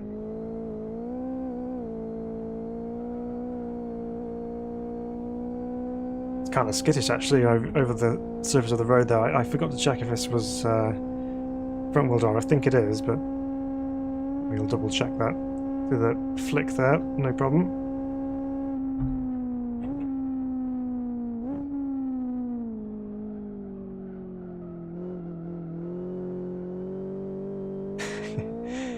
Yeah, I think it is front wheel drive from the handling characteristics through there. It was kind of giving me front wheel drive vibes, but so we'll absolutely double check that. Yes. Yeah, we just on and on. This is the in joke that keeps on giving, that one, guys. Love it. Right, let's see what it's like to do. Fast right hander here. A bit of push. Yeah, so then you get back on the power again, and the steering kind of snaps inwards on you, so That's that feeling you tend to get with a front-wheel drive car when you put too much power through the front wheels and it can't cope with it. You get that steering going light in your hands as it tries to gain traction and then loses it because it's not capable of giving you what you're asking it to do. Driving like an absolute hooligan at the moment, but I put them through their paces, that's how it works. But yeah, sounds good. The interior is very kind of late 90s-ish type design there, with the little trays on the middle of the dashboard there for keeping important things in. Not that you can see anything through the windscreen normally because they reflect into the the windscreen. But yeah, so got like a Nardi style steering wheel I can see in the middle there.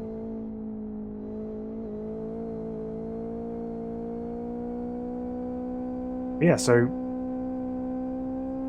plenty of speed performance from this thing. Let's see what it's like to this section here. Let's check it in. It's cool. You can kind of fire it towards the apex and then apply a bit of power to try and keep the front wheels pulling it through the corner. It's a nice handling thing.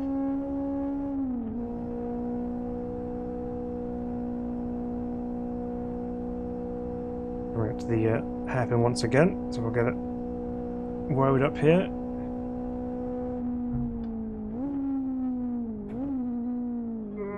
Not enough. This is actually, yeah, it's a fun little car, that one. It's got some nice kind of handling. I think on some tighter corners, I'm not sure whether I felt the rear end is kind of picking up a little bit, but it was, yeah, it's good fun. You can feel that kind of that light rear end that you get with front-wheel drive hot hatches. I mean, it's got a 2-litre inline-4 in this thing, so that's why it's got so much poke. But yeah, the turn-in, so you turn the front end in, and in general the rear end goes light anyway, so you can kind of feel it. It's kind of moving around a little bit, and then yeah, as you said, you just keep some throttle on and try and coax it back into line again, and it just grips and goes again. So yeah, that was that's pretty cool. Like that. I like the gravel spec as well. I think it's cool to have the options there, and the lamp pod looks really nice on front as well. Got a couple of corner spots as well. You're rallying. We do need a proper rally stage, I think, in Live for Speed, don't we? Definitely need something. Right, cool. So let's wander down a bit further here. So where do we get to?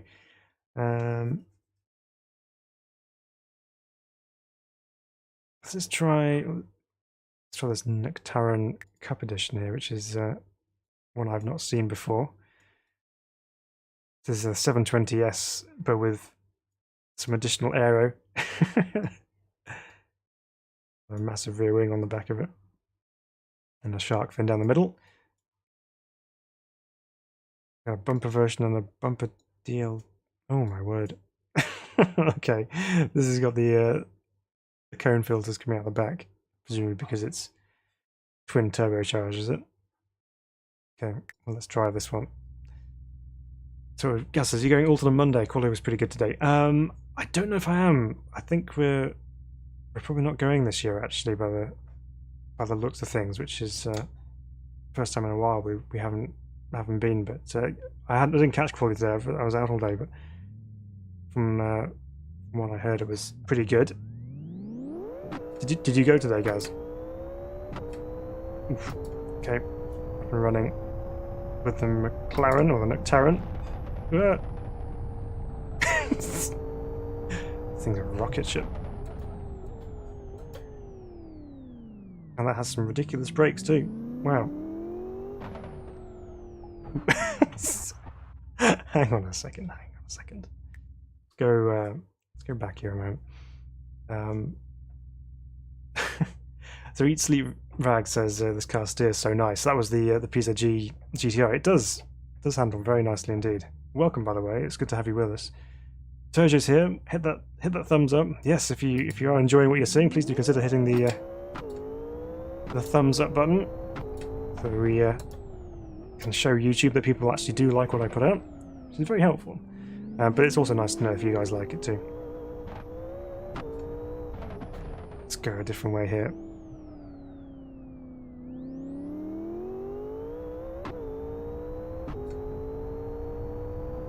Peugeot 206-ish. Yeah, there's a few different kind of vibes going on with that PZG. There's lots of different cars all kind of meshed together in that, and oof, quick through there. Let's put these massive brakes to good use. There's absolutely no right in stopping that quick with that hairpin, considering how fast we're approaching it. It does have a lot of understeer.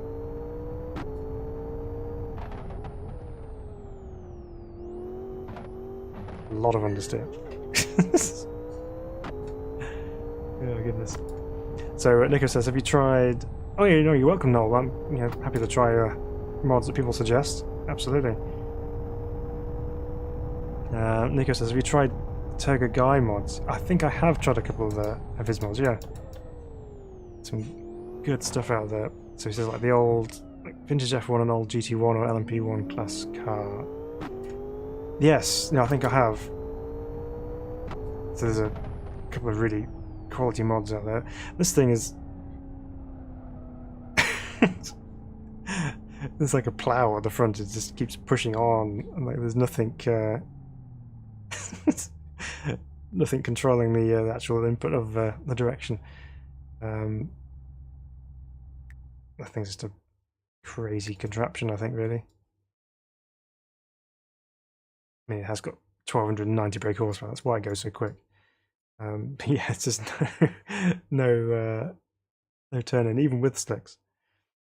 Right. Carry on then. Find some other stuff. Okay, so this is what I want to try here. This is the Hooney fraud. Any guesses of what it's potentially modelled upon? So we've had the fraud pickup truck in Need for Speed already. This is the Ken Block edition, which has 4-wheel drive and heaps of power, and it's just an absolute monster of a car. So we're going to give this one a rip here. Let's go back to Rockingham for this one. So Gaz says, may not go Monday, driving range maybe instead. Yeah, potentially. I think we're doing a bit of tidying up and things around the house, but might be able to sneak out to the range for a bit afterwards. So Joe has a full season on British GT comms. Oh, cool, awesome. Oh, he's always a good input on the commentary, is Joe. Hey Alan, welcome along. This looks like it's front wheel driven. Yes. Well, the front wheels are doing something, but I'm not quite sure what.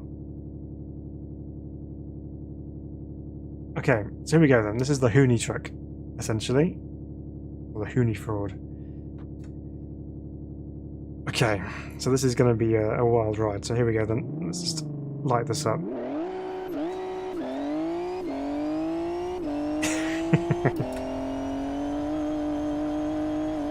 So you can do massive epic slides with this thing. Look at that, just completely sideways all around the first banking. Let's try and do some reverse entries in some of these hairpins here at Rockingham.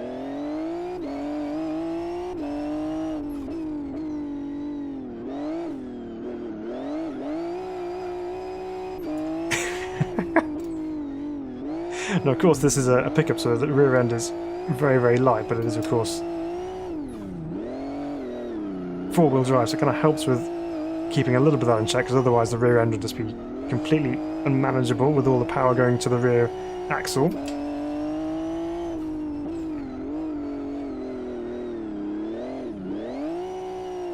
But of course, 4-wheel drive means you can escape most dramas.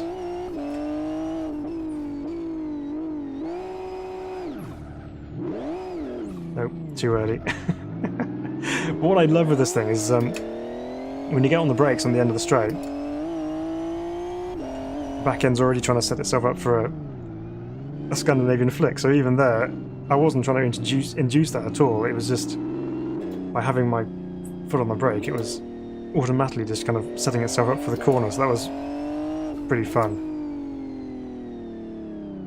Happens more when you're approaching from speed, but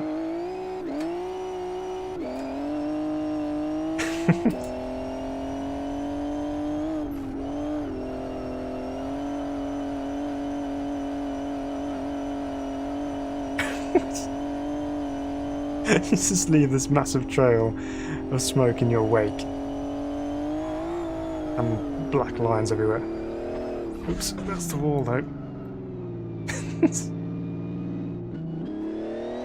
Right. I can see the tyres are complaining at me from the amount of smoke that's billowing even without wheel spin.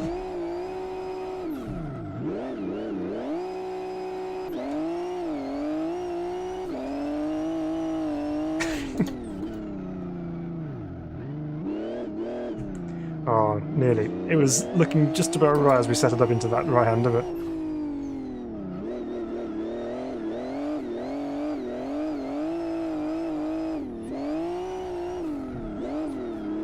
Oops, too quick into that.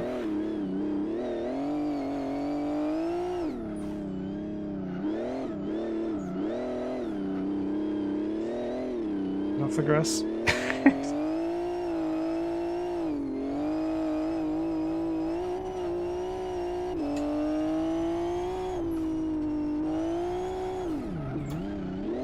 Oops, that's just gone.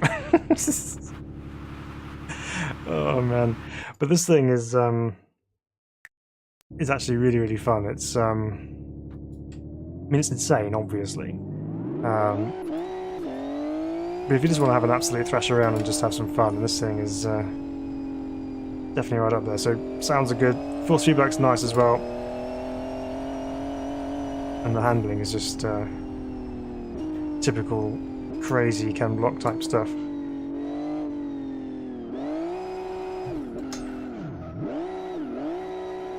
Of course, you can pull on the handbrake for some extra rotation should you wish to have some. You've got to be quick with the old hands though.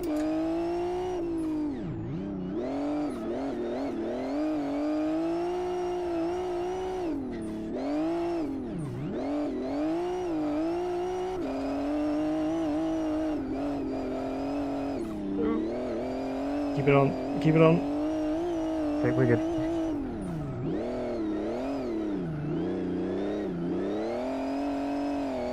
Okay, this time let's try and set it up for a nice reverse entry.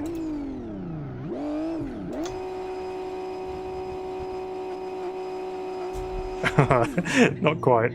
Still a little bit too early. I did manage to get one earlier on, which was which one worked. So let's have a quick view of this thing doing its thing. I mean, it's just a bit of fun, this mod, isn't it? It's just it's crazy. Obviously, it's got some massive steering angle as well, so the steering lock on it is enormous to help you get those huge angles. But yeah, what I love is the weight transfer you get from hitting the brakes as well. So you're sliding through the corner and then you're on the brakes, but the rear then transitions to going the other way. So it's kind of automatically setting you up for the next corner. So it's really easy to kind of transition from one side to the other. So for a proper pro drifter, this thing would be that's the grass. Yeah, for a proper pro drifter or someone who knows how to drift properly, that would be a lot of fun. I'm pretty sure it's fun for everyone, but I'm sure they can get even more out of it than I did. So yeah, good fun, that thing. Right, next up, something completely different once again. This is the Land Rover. I'm curious about this one because we used to have one of these. My dad used to have a 110 Defender, so it'd be interesting to see what this thing is like. I should be fairly familiar with these. It was in a darker blue than that, but so we have the default. We have an off-road edition, which has the A-bar on the front and a roof rack as well. Some big chunky tyres on it. with the spare on the back. We've got a ladder on there as well, light guards. We have a tarmac spec, which still has the A-bar on it and a snorkel. Perfect for moving around the suburbs of Chelsea. But yeah, so you got some nice little details on there. Of course, you got the air conditioning flaps, which are operated by handles in the middle in the cockpit on the dashboard. You kind of pull them out and then push them down and lock them in place to open the flaps up. That's your aircon. Well, at least they were in ours. I think the modern ones have actually got vents. Yeah, let's take the off-road one because that one looks the part. So let's go somewhere which has the opportunity to go a little bit off-road. We'll do Fern Bay because we've not been there so far. And we'll go from there. Hey, Wargame Peel, welcome along. Good to have you with us. It's good to see some new faces here this evening. You're all very, very welcome. Okay, so here we are in the cockpit of our Land Rover. The huge rectangular mirrors, which actually really give you a really nice view of things, especially if you're towing or if you're trying to reverse it. It's quite a long car, so it's really good to have that view. So yeah, this is the more modern version, which includes things such as a stereo and, you know, proper pop vents on the dash there as well. So it's a little bit more flash than our one. In fact, I can't even see if they have. No, they don't even have the pull down latches to open up the vents on the front. That must just be for show. But yeah, this is much more plush than our Land Rover. Okay, well, let's see what this thing's like then. Does it even go? Ah, there we go.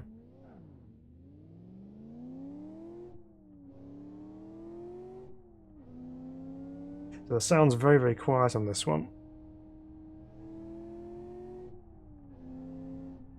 Hang on a second, let's just go back to pits. What does it say this one's got? Oh, this one's got a 3.5 litre V8 apparently.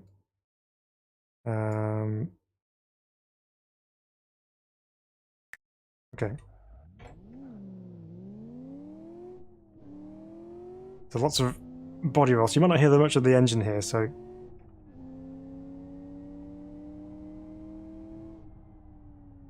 Now, of course, this particular car is not meant for all-out track performance. It's definitely got this heavy steering, I remember. The only thing that you can't quite represent on here is the gearbox, which is kind of like mixing pudding. You kind of move the gear around, and eventually you find where you want to put it, and then you kind of slot it in there. It's not the most precise of gearbox arrangements on it, but functional. It does the job. Of course, the real strength of the Land Rover should be in its off-road capabilities. Going through these corners here, it's almost got its onboard gyro, because with all the body roll you've got, you turn into here, and it actually keeps the the horizon level because of the banking on the road.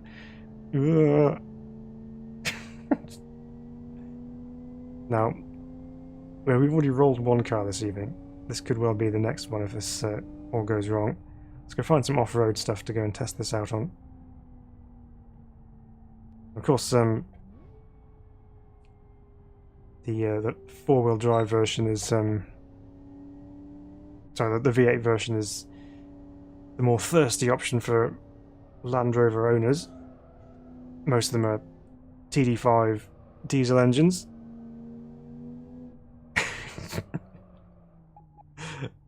Oh, this thing's wayward. Okay. Well, it's kind of off-road, but we want to get onto the rallycross circuit here, really.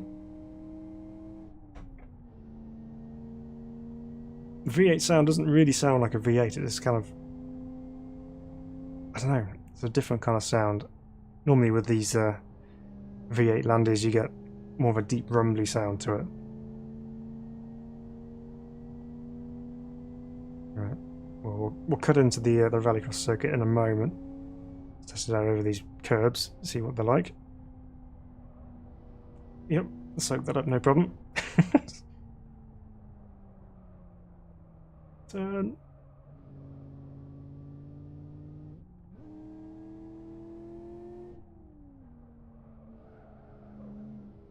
Obviously, with the TDI, the TD5 engines, you just plod along really. You don't go fast in a Land Rover Defender. It's not what it's made for. Right. So here we go. We're going to go right here. Let's go underneath the trees.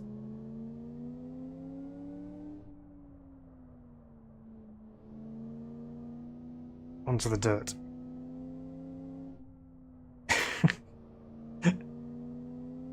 That's why they have those grab handles above there, so you can just hold on for dear life when you go around corners because of the lean.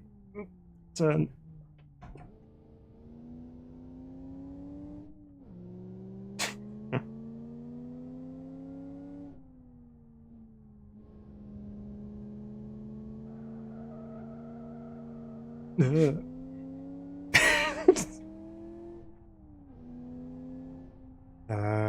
Where should we go? Let's go this way.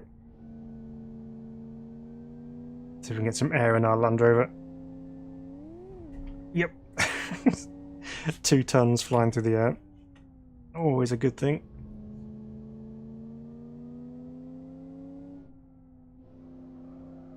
Well, despite its massive leans, even with riding over the curbs and the big bumps on the side of the road there, we still not managed to tip it over, so it's doing well.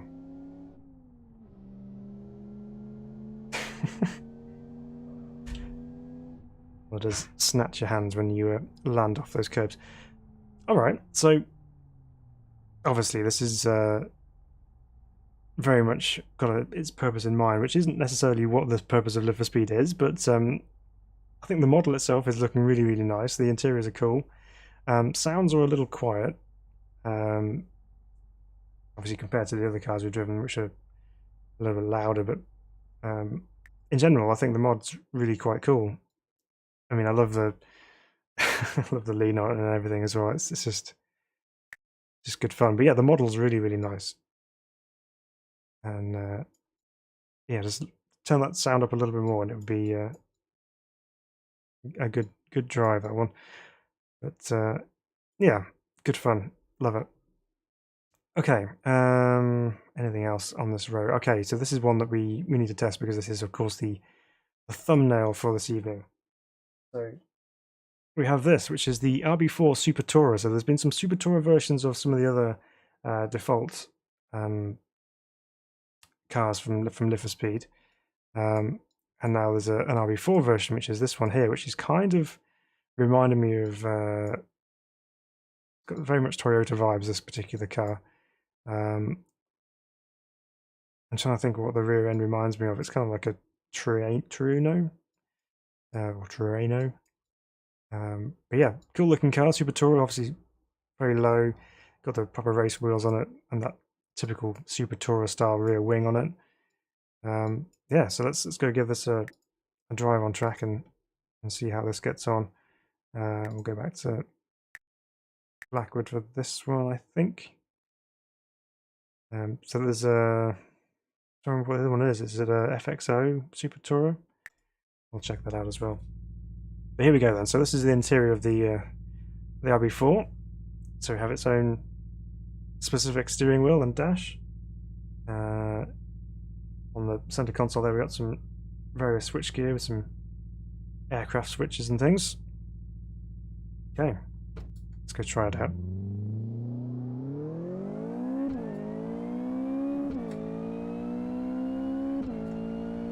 Sounds pretty good. I love the rear wing being visible in the mirrors there. It's pretty cool to look back on. The Super Touring is one of those eras of touring cars which really captured the imagination of most avid motorsport fans.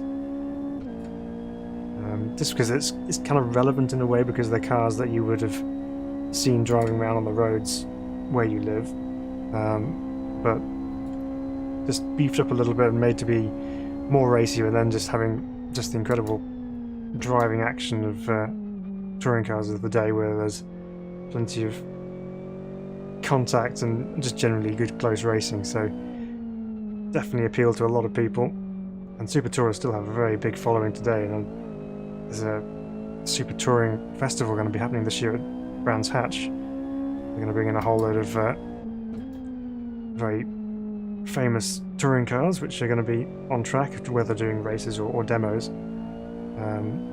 So that's going to be a good event this year. And it's good because I think the fact that they've been included on the historic motorsport event calendars for the last few years or so has really reinvigorated some of that enthusiasm for the cars. So it's good to see that.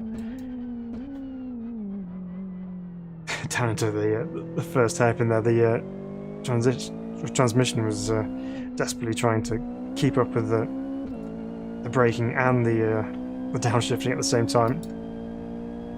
It was cool. You can hear that kind of fluctuation on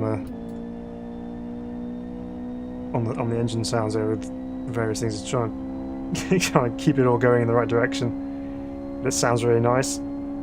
High revving, of course.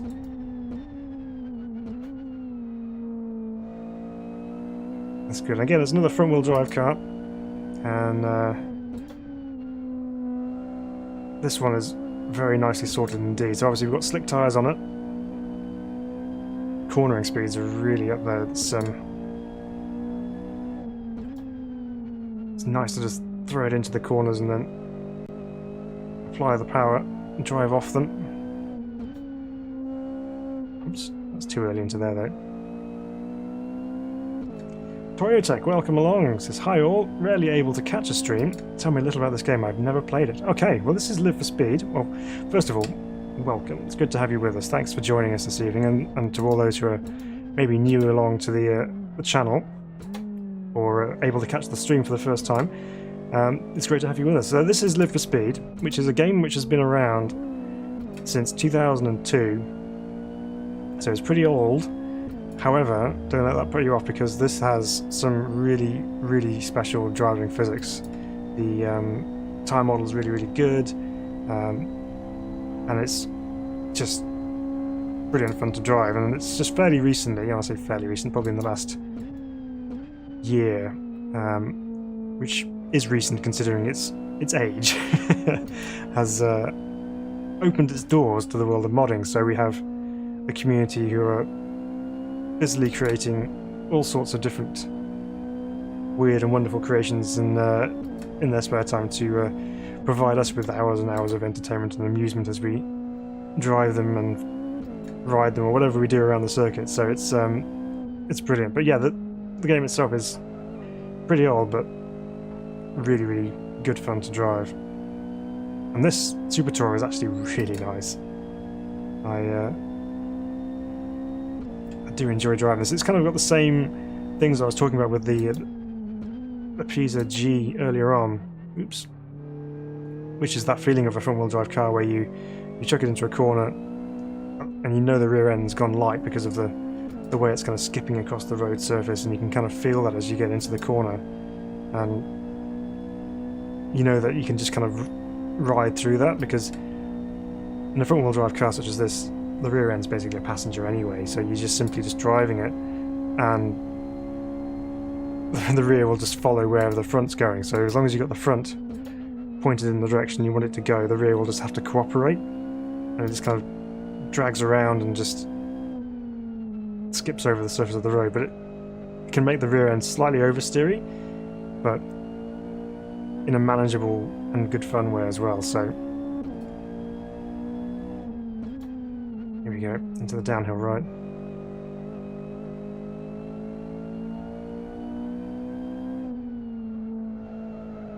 But then you see, rear end came round, apply a little bit of throttle, helps bring the front back in line, and you can just catch the car and then go off again. Obviously it's not the quickest way to drive a front-wheel drive touring car, but that's exactly how you expect them to behave, because that's how they're geared up in real life. So that's really, really cool.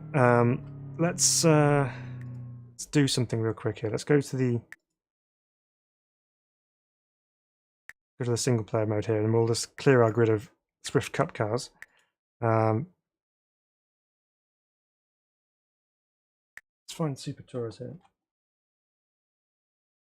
So we want, so yeah, there we go, it's the FXO. So we're going to do a few of these, so we'll do a race with this. Let's go find So we'll do a race at Blackwood, actually. We'll do the GP track. Some AIs in here. And then we'll go around the FXO. Add some AIs in that. This is kind of Honda Accord-ish kind of styling on this FXO. But we'll jump in the RB4. Again, of course, start from the back of the track, back of the grid. We'll do 3 laps of Blackwood and see how the touring cars get on together. Takaz says it looks like it drives really well, better than the iRacing touring cars. It does actually drive really nice. Not driven the iRacing ones for a while. Away we go. Let the AI sort themselves out.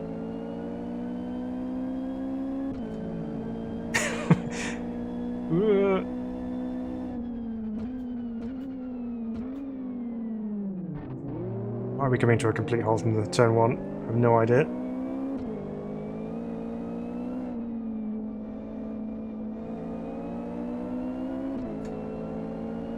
So let's see if there's a speed difference down the straight here. So the FXO seems to be a little bit quicker in a straight line. Look at it taking off and absolutely rounding up the RB4 in front there. There he goes, look. So the FXOs are definitely quicker in a straight line. Let's see if we can make up for that in the corners. Huge dive bombing onto the right-hander here.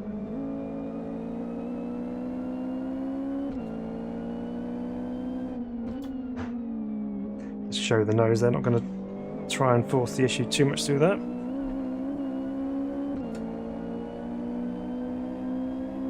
And again, the straight line speed advantage of the FXO there just over the top of the hill. A little bit of nudging there.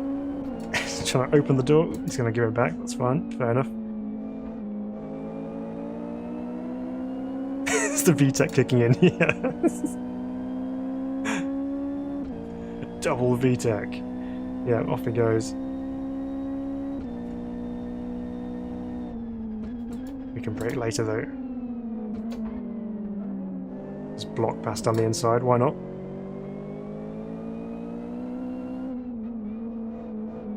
We had to get out the throttle, that means we're going to be sitting ducks down here now.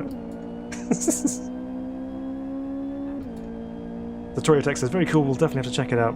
Love the older sims. Yeah, definitely still plenty to give from the older sims, such as this, and R Factor 1, Race 07, all that kind of stuff.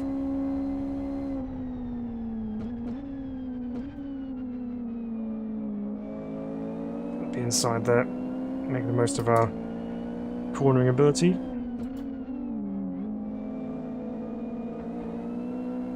Force the issue through that. To P4.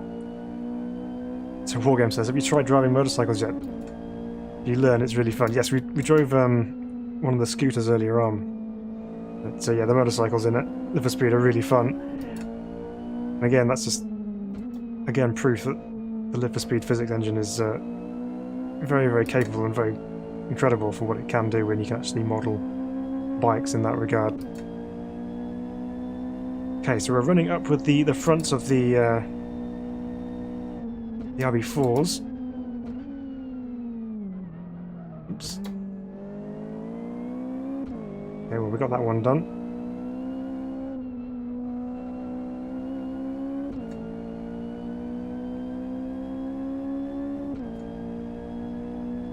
The white car must be Gabor. Never mind.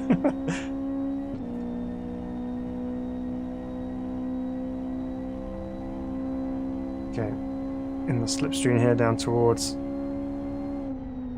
right-hander. That was an avoidance passive, nothing else.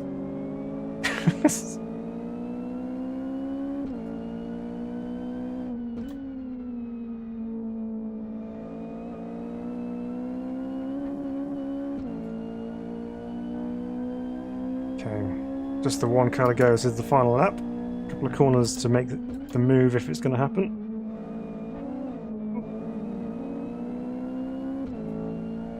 Fully alongside here. Oh, we're actually ahead. Oops. Oh no.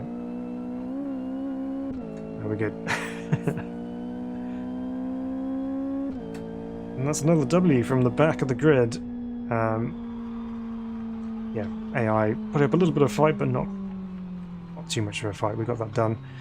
But yeah, I mean, I'm sure you can have a pretty good battle between the two different Super Touring models there. Yeah, this mod is it's quality. It's really nicely done. And obviously, the model's very good. Driving dynamics are fantastic. Yeah, it's a good fun, that one. Okay. What else we got further down here that we haven't yet tested? FXO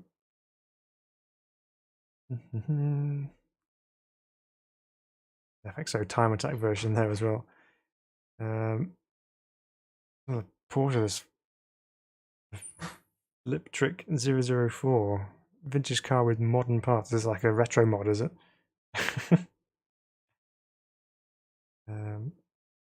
Yeah, that's the other version of the RB GTR, which is a GTR spec version of the RB4, which you don't get in the base version of Lift for Speed. So modders have created it, which is brilliant. Okay, well let's jump into this thing here. This is the a modern BMW here. It's got a reasonable looking model. Of course, it's not a BMW; it's a Bavaria. Sorry. The blue one's nice. Try this, and we'll go take it out into the back lanes of Blackwood here. Ooh, okay. So interior-wise, we have another reversed center console dash there. So obviously, again, geared up for left-hand drive cars. Okay. Well, that sounds like a pretty modern BMW engine, doesn't it? Obviously some turbocharging in here as well. Let's go out this way and just drive through the roads of Blackwood here.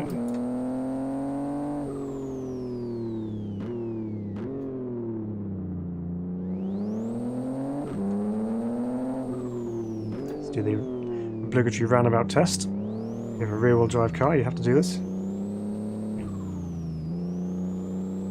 Oh no, it's neutered. Even with a clutch kick, it's not going to get the rear end out through there. Okay. Well, that needs fixing. Let's new setup. TC and TC is off. Right, let's try that again.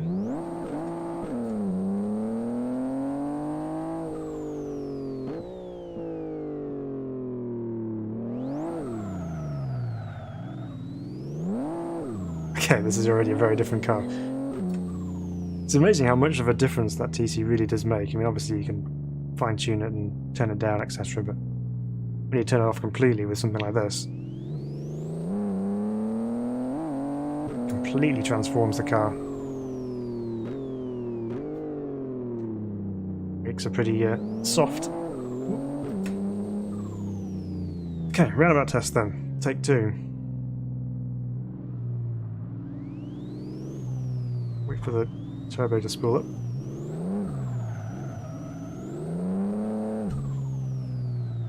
Okay, let's go down a gear. Give ourselves half a chance here.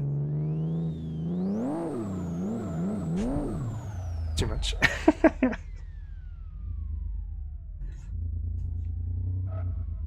That's the part we need to avoid. Let's go back this way.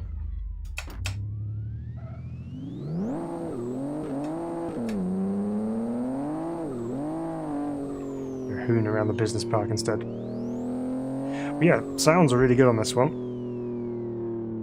Let's chuck it in here.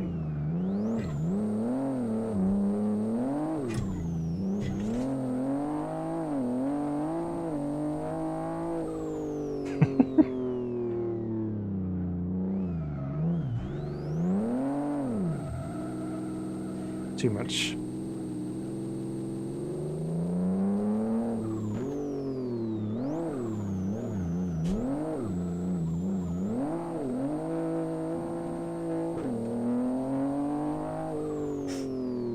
It's pretty quick though, I'll be honest. Oops, went out of road.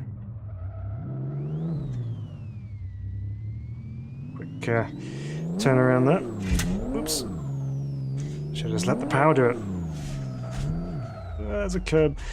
Okay. Things are spiraling out of control here. I need to get a handle of this.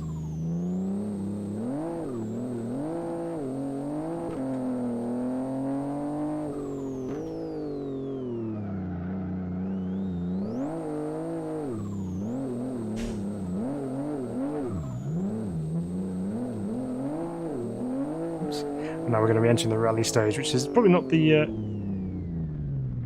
natural habitat of this car, but let's see how it handles it.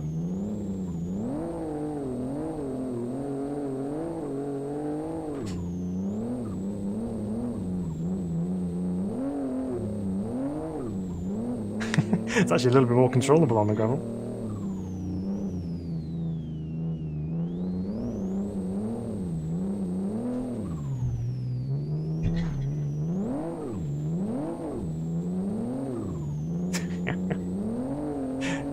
Oh, what was I saying? Quick 360.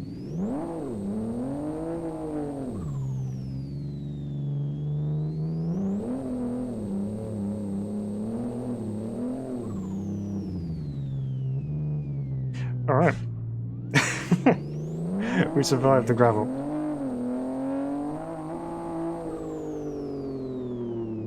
Let's cut through the roundabout this time rather than going around it.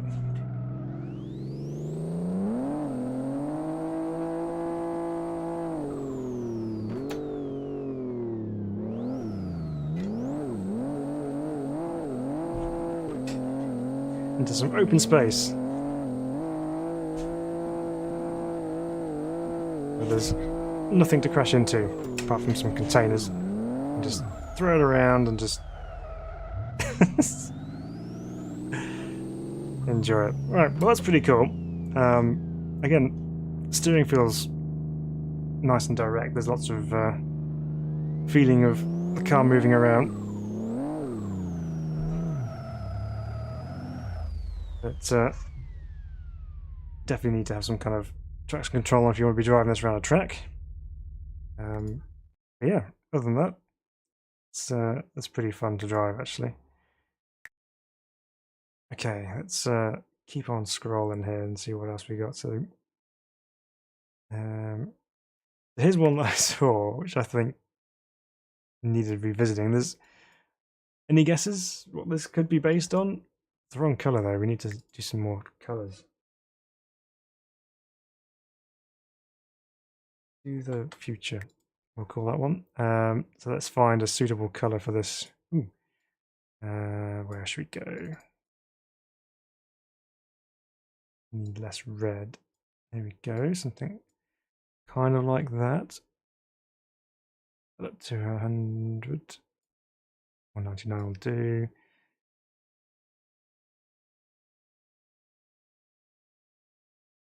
There we go. It's a bit too light actually, isn't it? But never mind.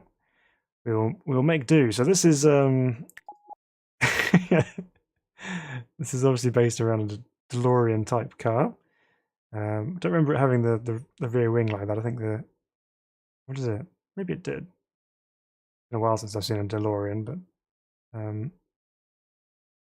so that's pretty cool though. Obviously slightly different in the way it looks, but it's got a pretty similar vein to it. Now the big question here, of course, is will it go 88 miles per hour? And if it does, where are we going to end up? So if I get to 88 miles per hour and then the stream dies, you know where I've gone. Okay, so send help. Right, there we go. Let's try this.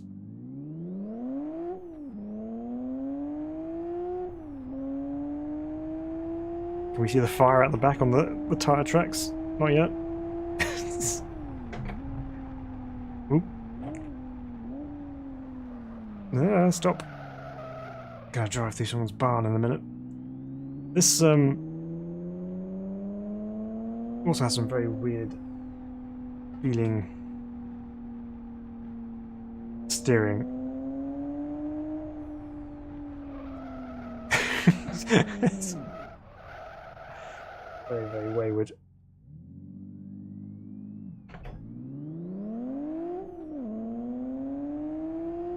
We need to be doing this in the parking lot, really, don't we?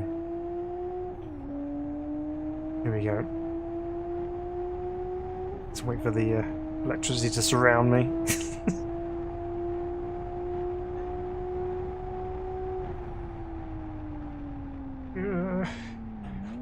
Doesn't want to stay straight in a braking zone. Yeah, so again, it's got that feeling of reversed feedback. So you turn it in and the steering goes light rather than stronger. And then it constantly just wants to tip one way or another. So yeah, I think steering geometry is slightly off with that one. Thankfully we weren't transported to a completely different time in history altogether. Other than that, mod looks pretty cool. The windows which don't fully open, they need little slots. Yeah, okay. It's pretty cool. Right.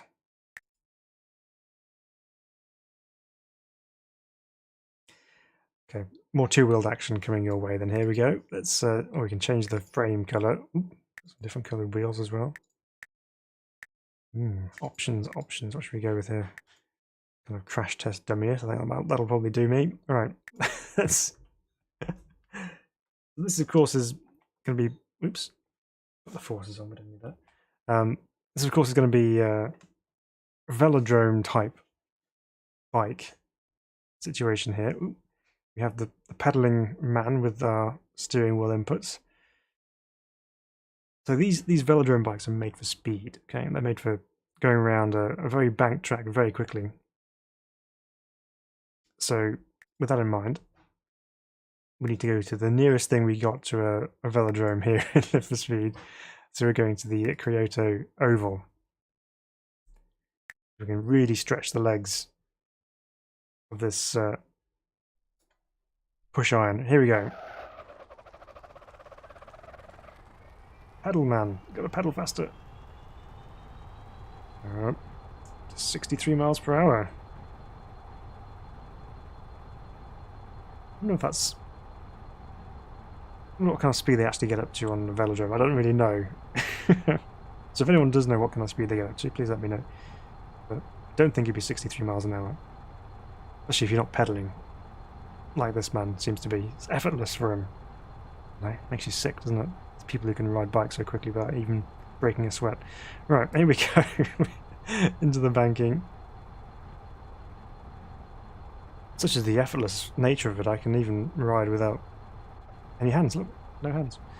Okay, well, let's test the lean ability of this thing. Let's try and get onto one of the roads here. Although, mind you, I think, did I set it to just the oval? I think I did. Ooh, okay. Well, that's pretty stable. Normally when you do that kind of a flick between left and right, you end up introducing your face to the pavement, but ooh. I think we've lost battery. It's just kind of died and all the speed's washing off. I think we've depleted the battery. There we go. Proof that you can fall over.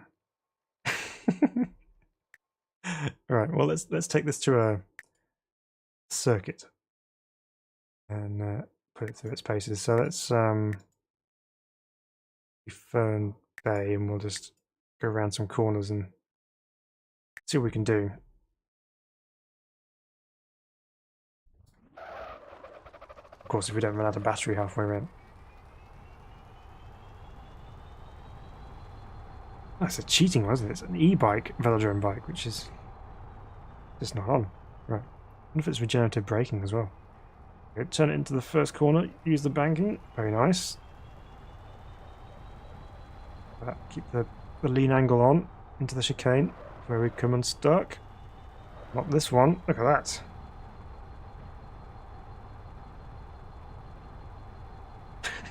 I'm actually quite impressed with that.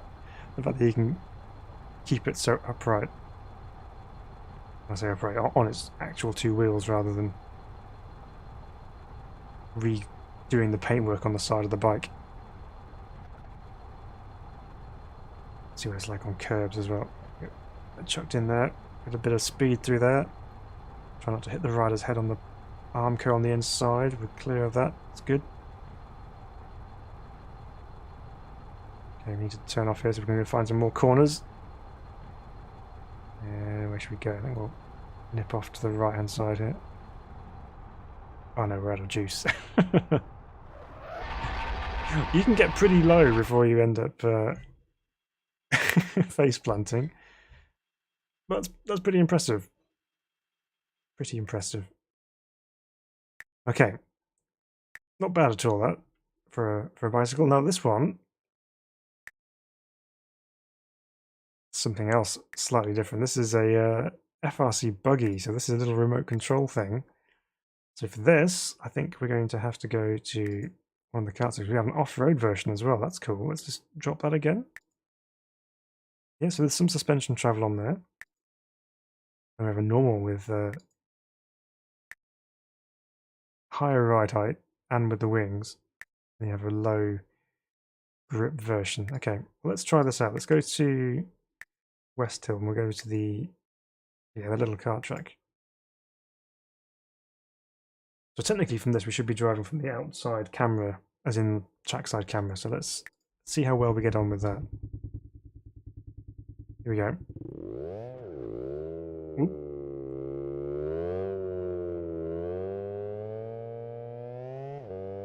Oh, gears.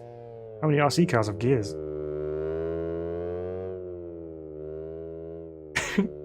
Turn.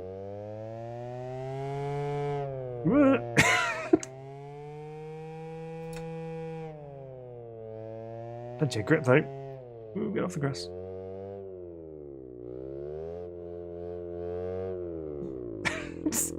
This is not easy.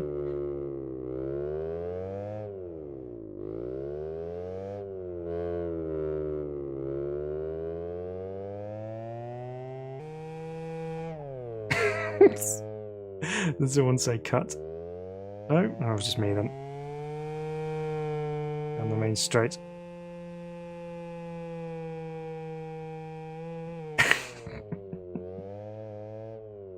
Turn.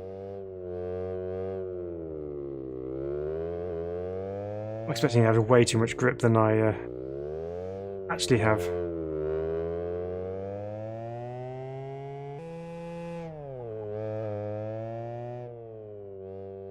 This is actually quite a fun little challenge, actually. Determined to hit that barrier. Ooh. Well, we've just entered the pit lane by mistake. Come back on. This way. Nope. Oh no, I bent my wing. Oh. You can tell I'm an RC driver, can't you? Okay, well let's do an actual lap. This time we'll drive from the chase view.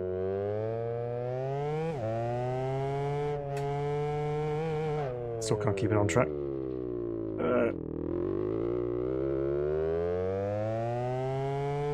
Okay. Now we have a chance of seeing where we're going. Brakes are good. Oops.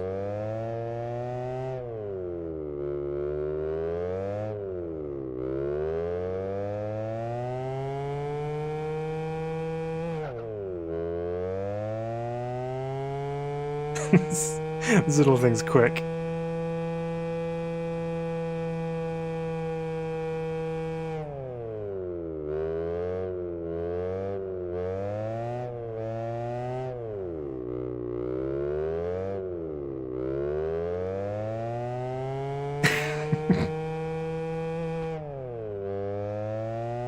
There we go. Getting used to it now.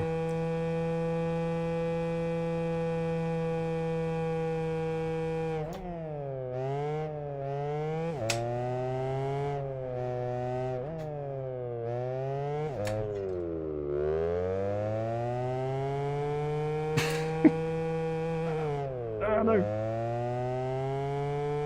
Was this the late apex, that one? This is actually really fun.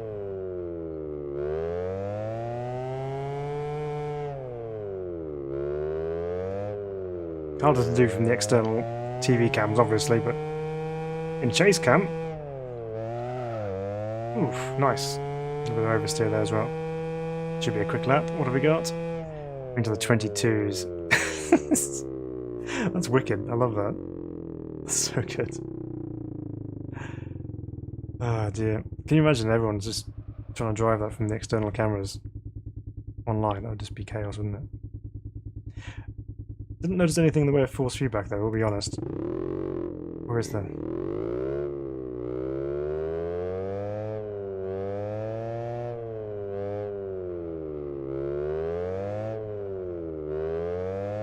No, don't really notice anything at all. And then it's fair enough, you wouldn't get force feedback with an RC car anyway because you're holding onto a controller rather than a actual steering wheel. Okay, for reference, let's do the off-road edition and see what this thing's like. I'm pretty sure people must have made RC tracks. I'm pretty sure you can find some of those online. I've come across them, I'm sure.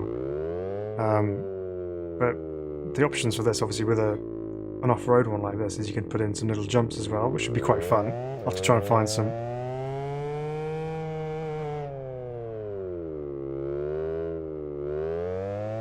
I'm just trying to see what the difference is in the handling of this thing, because obviously it's going to be softer. Yeah, definitely a lot more understeer through that.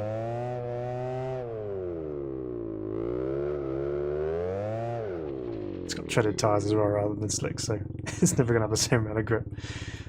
Oh dear. That's fun. Love it. Okay. Anything else that we haven't yet tried? So yeah, I think we've done the Turbo Hayato and the Ray beams. This is a Mine 9 version as well, the Mines edition of the R34. Okay, so here we go. Let's try this thing out. This is the Very Fast Car.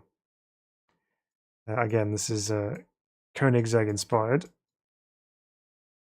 which is quite a nice looking model, I will be honest. I mean, this thing's wild, isn't it? I mean, look at the rear wing arrangement on there. It kind of comes off the pillars at the back here and then just floats in midair. Obviously, all geared for aero, etc. What's this thing running? It's running 1,030 brake horsepower, and I'm pretty sure this will be a very, very fast car indeed. So let's we won't take this to the kart track. That won't be a good idea. Let's take this onto a regular track, and so here we go. Very square-looking vents on the interior. Okay. Got a sedate start, but we're up and running.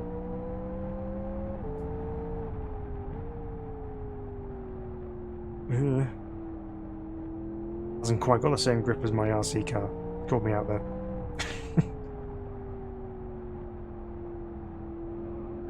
Okay. We're good. We're good. That's a grass. I didn't heed the warnings, guys. Didn't heed the warnings. They said it was a very fast car. I paid no attention. Let's try again.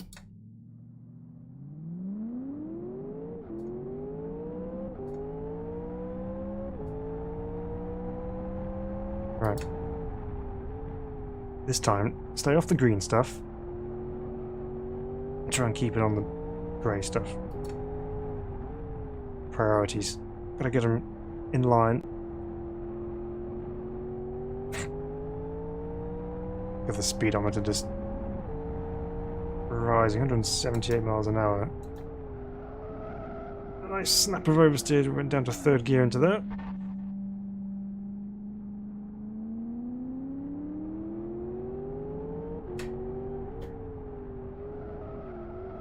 Yeah, this thing's a little broken in the corners, so let's take this to the long grid and see what kind of high speed this particular car can reach here. So let's back ourselves up here a little bit.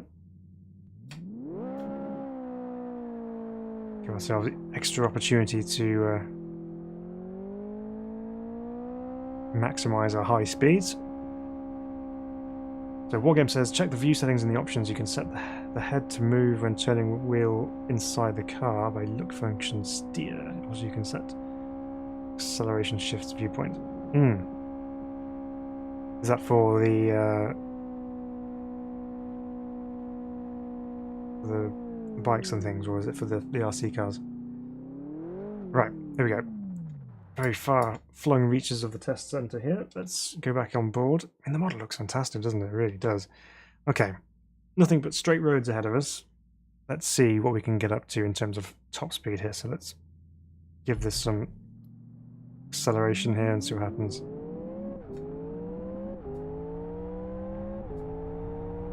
Already up to 150 into 5th gear and a top 205th.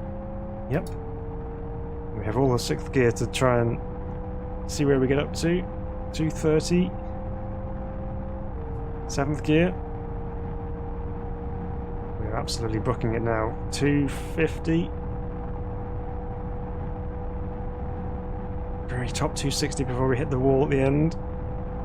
Oh, we're so close. 58, 9. 260, there we go. Straight into the wall at the end. 260 miles an hour in a straight line, this thing. So yeah, I would agree. It is a very fast car. It just doesn't like corners very much. But yeah, I can't say much more about how cool the model looks. It looks really, really good. Okay. Anything else for anything else down here? Okay, this is one that I was going to show you. So we've driven an Opala in the past, but this is a turbo version of the Opala. This is a really cool car. So we have Opalas in AMS2, which are some of the really fun cars to drive. This is featured here in Live for Speed, and this is a really nice looking model in here. I love the wheel details as well. It looks really, really cool. Yeah, the overall model quality looks really, really nice. I like the kind of mustardy, yellowy brown color we have here. We obviously have other more standard colors available, but for this kind of variant, we've got to go with the mustard brown. Right. Let's go drive this one around. And we'll go back to West still here. And Toyotech tried to tell you. Yeah. Kudos to the marketing department on that name, says Kevin. Yeah, no way of getting around that naming convention. You know exactly what you're dealing with from the get-go there. Right. So interior again on this one, you know, it's nice, isn't it? You've got classic, great big, thin steering wheel with the 2 spokes going straight down the middle. You have vintage radio on the dashboard there. It looks really nice, doesn't it? Here we go.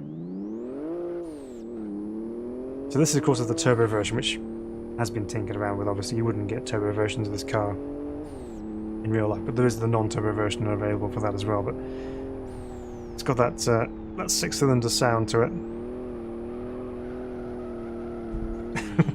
It's also a little bit wayward.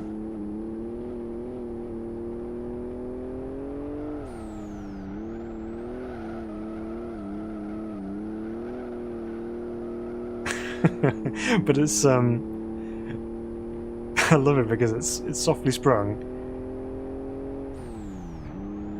So when you do get it sideways, you just kind of hold it there in this massive, very big drift. It's just turning here a bit more normally, but things just wants to step out on you. But in that kind of slow, progressive, nice kind of way. No nasty surprises. Oops. So even then, when I got it way beyond what should have been the point of no return, I was able to somehow get it back.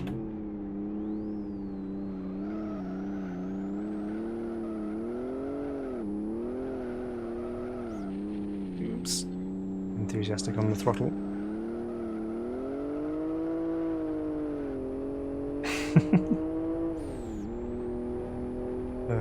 Good fun. So Nico says check XRT RBL. Okay, I'll have a look at that next. On the brakes here.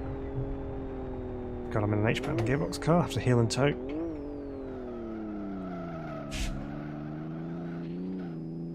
Back end's just coming around for fun now.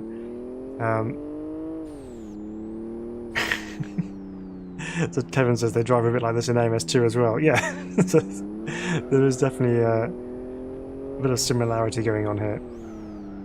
And this is more your slightly overpowered Opala, really. But the regular one won't be quite as leery, but this turbocharged version certainly is. It doesn't have any brakes.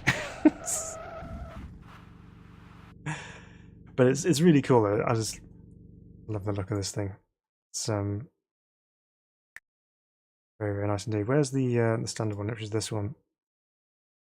So for perspective, this has got a chromed wheel hubcaps. Right. This one should be more like what we'd expect in AMS2. Obviously this is a road version, so it doesn't have a cage, etc. But similar kind of power levels, I think.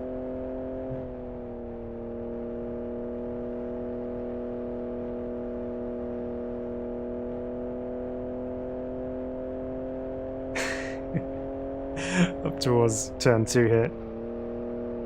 They're a lot slower than the turbo version, obviously. Here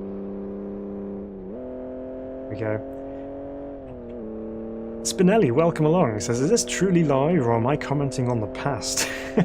No, sir, you are actually here with us live. Welcome. Oops, 4 gears, Phil, not 5. Welcome along. Yeah, so this is a little bit more like what we'd expect from the AMS2 version of the car. Let's chuck it in here. Again, little wallowy on the steering department, but it's the nature of the car, so we can allow that. Down towards the complex down here. Throw it in. Inside hopping a little bit through there. Which is a trait of these cars by the looks of things.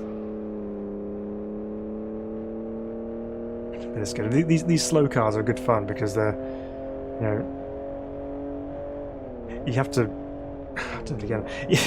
drive them properly. But the low-powered cars are usually more fun to race as well. But when you're on vintage suspension such as this,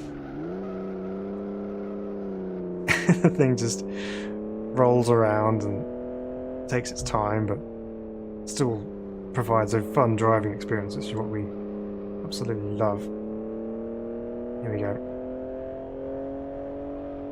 Chuck it in here, upset it with the weight shaft, and off we go. Mow some daisies, and yeah, we're all good.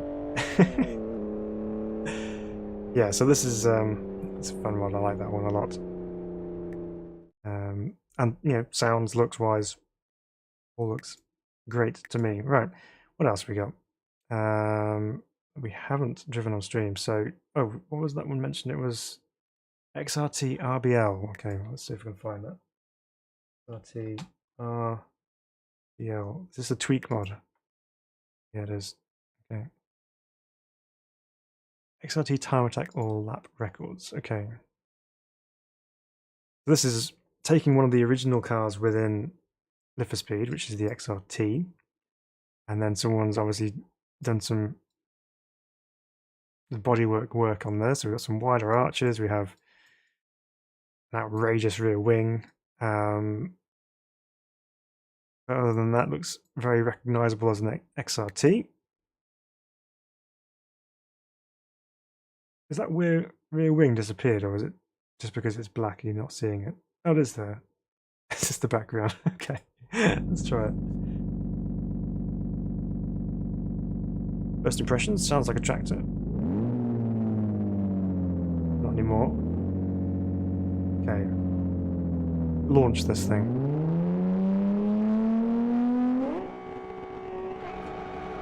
Sequential pattern, not H pattern.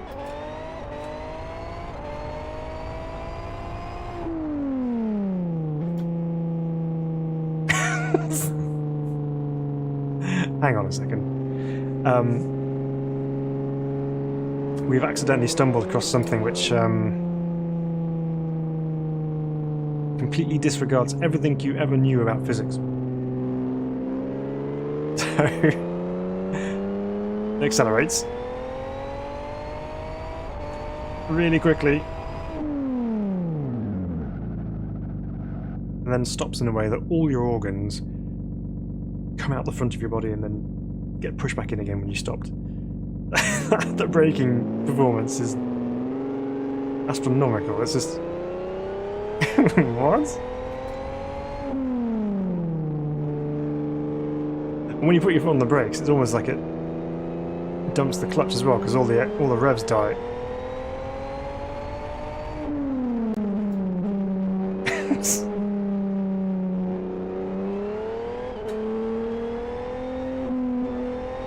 Okay, this thing is just silly, isn't it?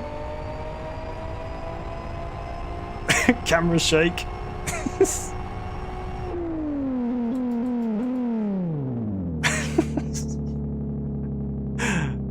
The thing is, you drive this now, and you go back to anything else, and you won't stop in time because you're just used to having ridiculous brakes.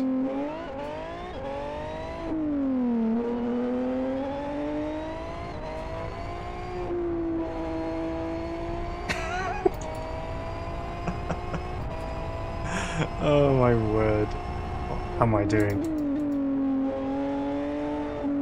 Okay, even that corner wasn't completely flat. Yeah, well that's hang on. They do a they do a rallycross version? Oh goodness. No, I'm not even gonna do it. Can't do it to myself. Right. What else we got that I may have missed here? Let's turn off the tweak mods here again. Okay, so I don't think we've driven. There is a version of it. Look at this. Now this one's got to leave a trail of fire in the parking lot, surely.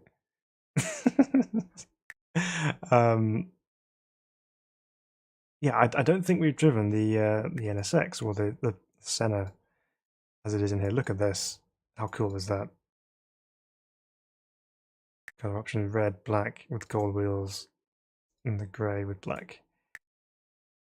That's awesome. Right, let's try this.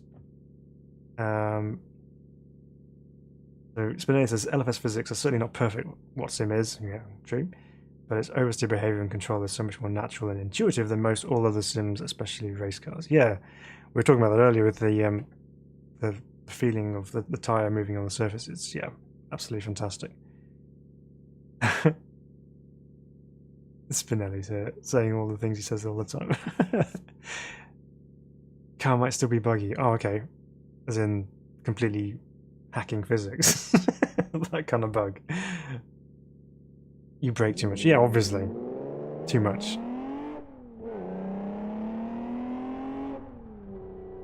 So Wargame says, did you hear about the big LFS update coming soon? There will be day and night cycle, lights will work, new tyre physics, change maps and more. Yes.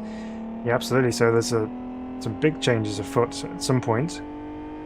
Looking forward to seeing that come into fruition. So this then, essentially a Honda NSX, but named as Senna because Senna has had input on the development of the car when they were building it. And obviously there's the famous video of him thrashing an NSX around Suzuka, I think it was, with his loafers on. Like an absolute boss. And this thing has a V6, as you can tell from the 6-cylinder soundtrack that's going on at the moment.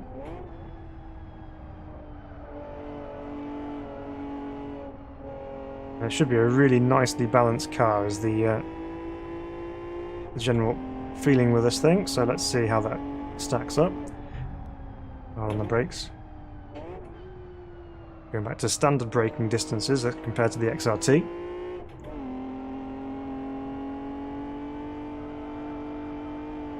Yeah, lovely handling on that through those series of corners.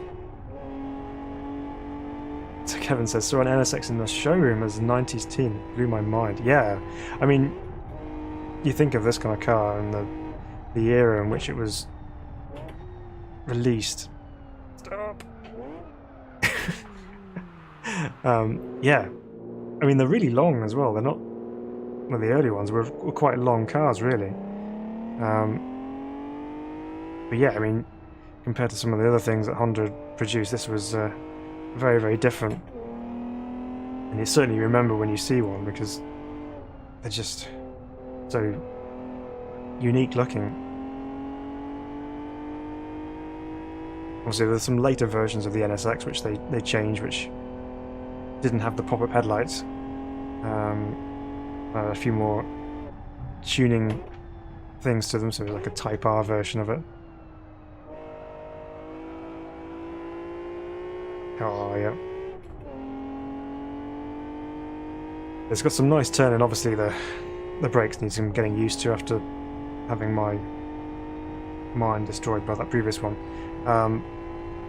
But yeah, the actual turning of the car is really nice, and then there's that lovely kind of balance of oversteer on the exit.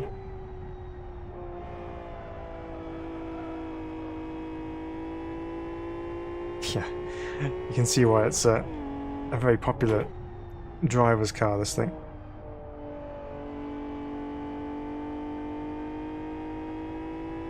I might just turn the force up a little bit on this one.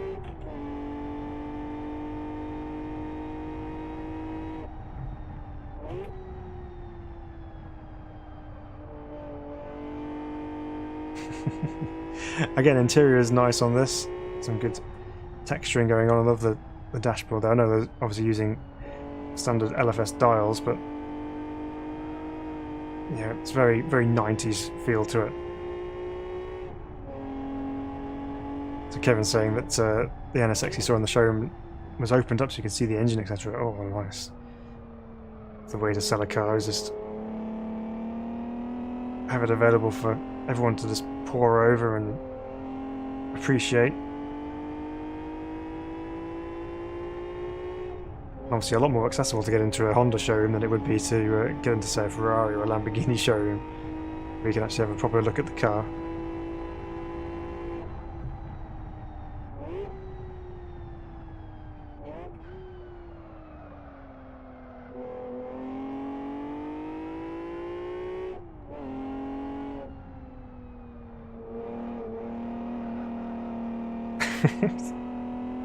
I love that corner. I just love how it drops away and then you just balance it through the exit. And there, it's just fun.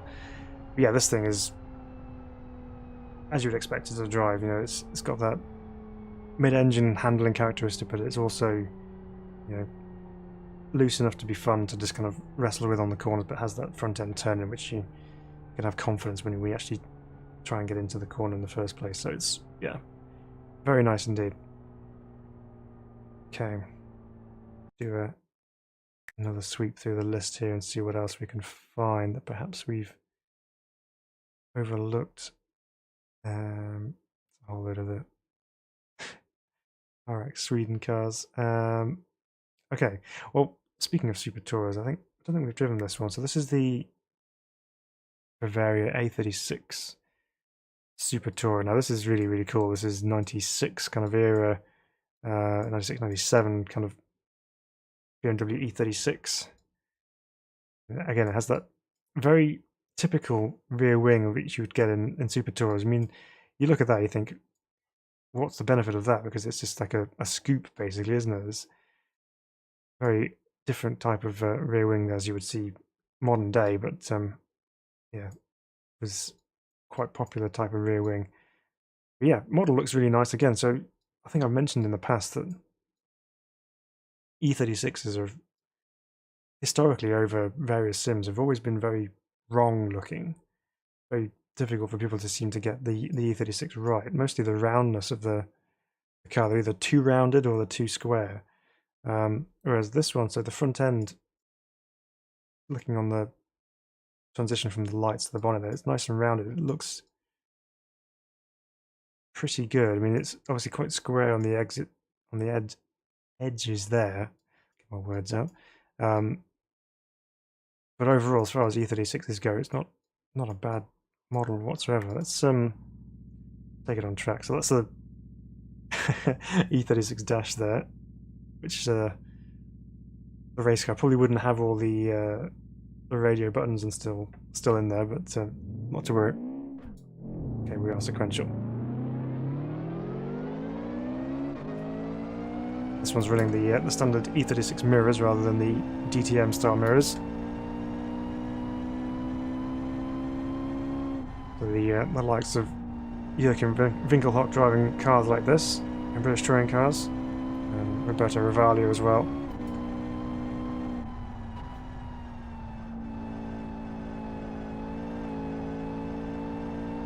And at the time in British touring cars, one of the only car to be rear-wheel drive, so most of the other Super Tours would have been front-wheel drive cars, of course, until the Audi A4 turned up with its Quattro system, but BMW obviously sticking to its principles and using rear-wheel drive, usually meant for a rather good launch off the start line.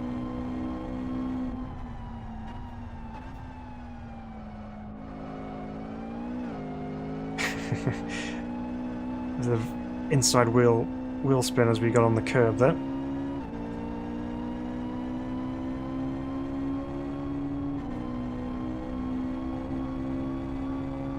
This thing's quite nice. A little bit high on the force feedback side of things there, but that's okay. Transmission whining away on the downshifts.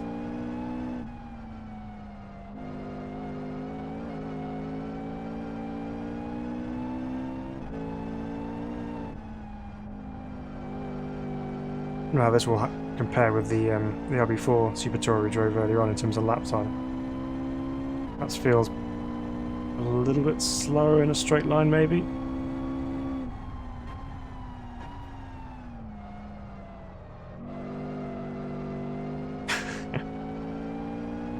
Again, complaining a little bit.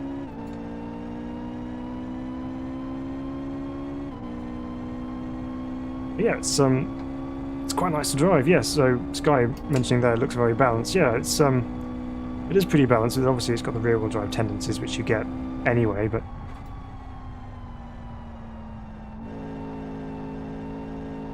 so you get that initial understeer going into the corner, but once the rear end hunkers down a little bit with a little bit of power input, you really feel it actually kind of just settle on this suspension on its tyres, so that's quite nice. You turn in here, yeah, you just feel it kind of grip up.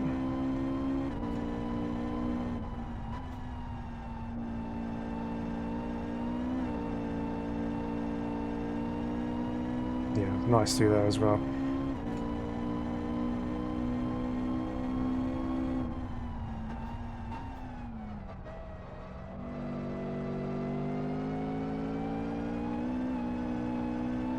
Little correction mid-corner there, but nothing too uncontrollable.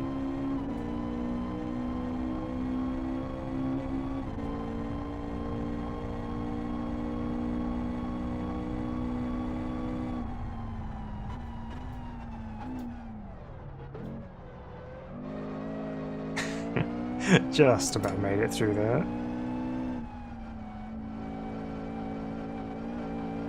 Go for the Pollard on the inside and into the bridge wall. Then dignified end for our E36, but that's nice. That is, I do like that one. Right, we're going to do just one other one, and then we'll wrap things up for the evening. So we're going to Let's jump on this. Look at this. So this is the redhead horse, as it says on there, which is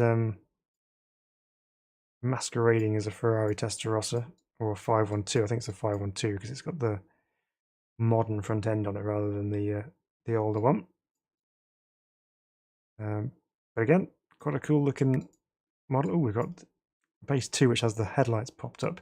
I always thought it looked really odd. I mean, some cars with pop-up headlights look the business. But some of them just don't look quite right, and this is one of those ones which just doesn't look right with the headlights. They've got to be down. So there we go. And of course, we're going to go in red. So Kevin says, love the CSL and GT4. Had to buy it used in game. Ah, yes, the old CSLs were really, really good. Yes, this is the 512 TR. Let's have a listen. I mean, it's cool because you can see the thing moving when I'm revving it there. You can see the car actually rocking on its suspension, which is awesome. Right, here we go. So this is the 512 TR, which has the mirrors in the actual mirror position as you'd normally expect to find them, rather than on the pillar. I think the earlier Testarossas had a mirror on the pillar itself. So this one's definitely matching up with the 512 vintage. Now this car is wider at the rear than it is at the front, which could make for some rather interesting handling. Obviously, karts are like that with a wider track at the rear. Sound-wise is pretty cool. Just need to be aware of the width at the back, just in case I end up catching a bit of grass on the exit of these corners. Oh, that's going to worry me if I have to put the entire car off on the grass, obviously.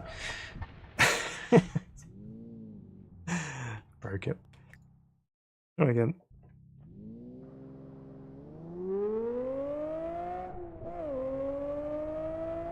Yeah, sound-wise, it's pretty good. Can't remember, are these... This is awful of me to forget this, but are these V12 or are they V8s? It sounds V12-ish, but... probably is. We get absolutely slated for that, but there we go. Okay, let's see what this thing's handling like. We're going to go through the national loop here, so we're going to drop off the hill, down the hill here.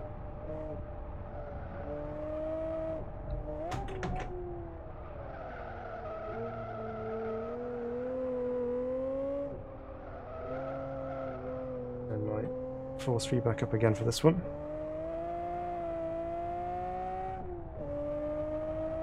Ah, there you go, I was wrong altogether, so it's a flat 12. Thanks, Sky.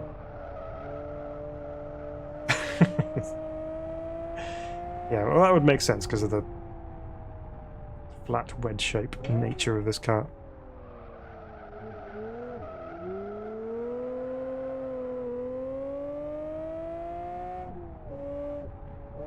I mean, imagine trying to bring out a flat 12 in today's modern era.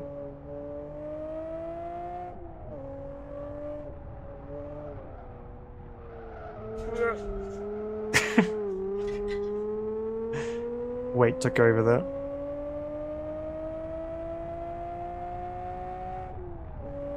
And obviously Ferrari is still producing V12s and things, but you don't see anything really with flat 12s these days. Or flat engines in general, other than the 911 flat 6 and the Subaru flat 4. So ignore that comment, it's fine. But there's no flat 12s out. Yeah. Plenty of straight line speed from the Testarossa. I have to admit, the Testarossa was probably one of my favourite supercars as a kid. And obviously there was a big battle between the Testarossa and the Countach, wasn't there? That was the two cars which everyone was lusting after as a kid. But it's such a cool looking thing, aren't they? I mean, the slashes everywhere with the louvres on the engine cover there and things. It's just a cool looking car. But yeah, that one's it's fun to drive. It's a bit tricky on the rear end, but it's good fun anyway. It's a nice looking model too. So another excellent addition to the Live for Speed roster of cars available within the modding section. So yeah, I mean, as you can see, there's way more cars in here which we haven't yet driven, and just we can't because there's just so many to choose from.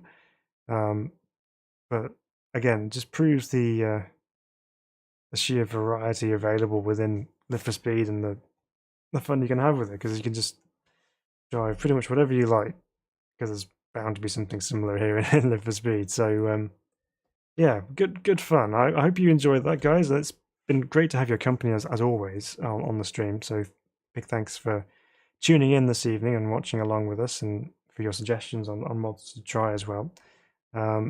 So yeah, I mean, going forwards, there's some big changes coming for Sim Racing Bible very soon, in terms of what I can do to produce content for you guys. So I'm hoping that very soon things will be changing for the better, but that doesn't mean that we're going to be disregarding Live for Speed. We're still going to stick with it, and we're still going to show you all the new stuff that's coming out, and we'll do some fun stuff with it as well. So don't worry that any advancements in my ability to run other sims is going to detract from everything else that we're going to be have been running up until now. We're still going to try and cover as much as we can from every single aspect of sim racing. But it's been great to be back in Live for Speed again tonight, and thank you for your company as always. But that's us for the evening. So I hope you are going to be able to have a continued wonderful Easter weekend, and we will be back same time again next week for another live stream, and maybe something slightly different. But yeah, looking forward to it. Some exciting times to look forward to in the future. So stay tuned, because there's way more to be coming in the near future. So thanks again, guys. We will see you next weekend, and yeah, take care of yourselves. Until then, it's bye bye from me. Bye bye for now.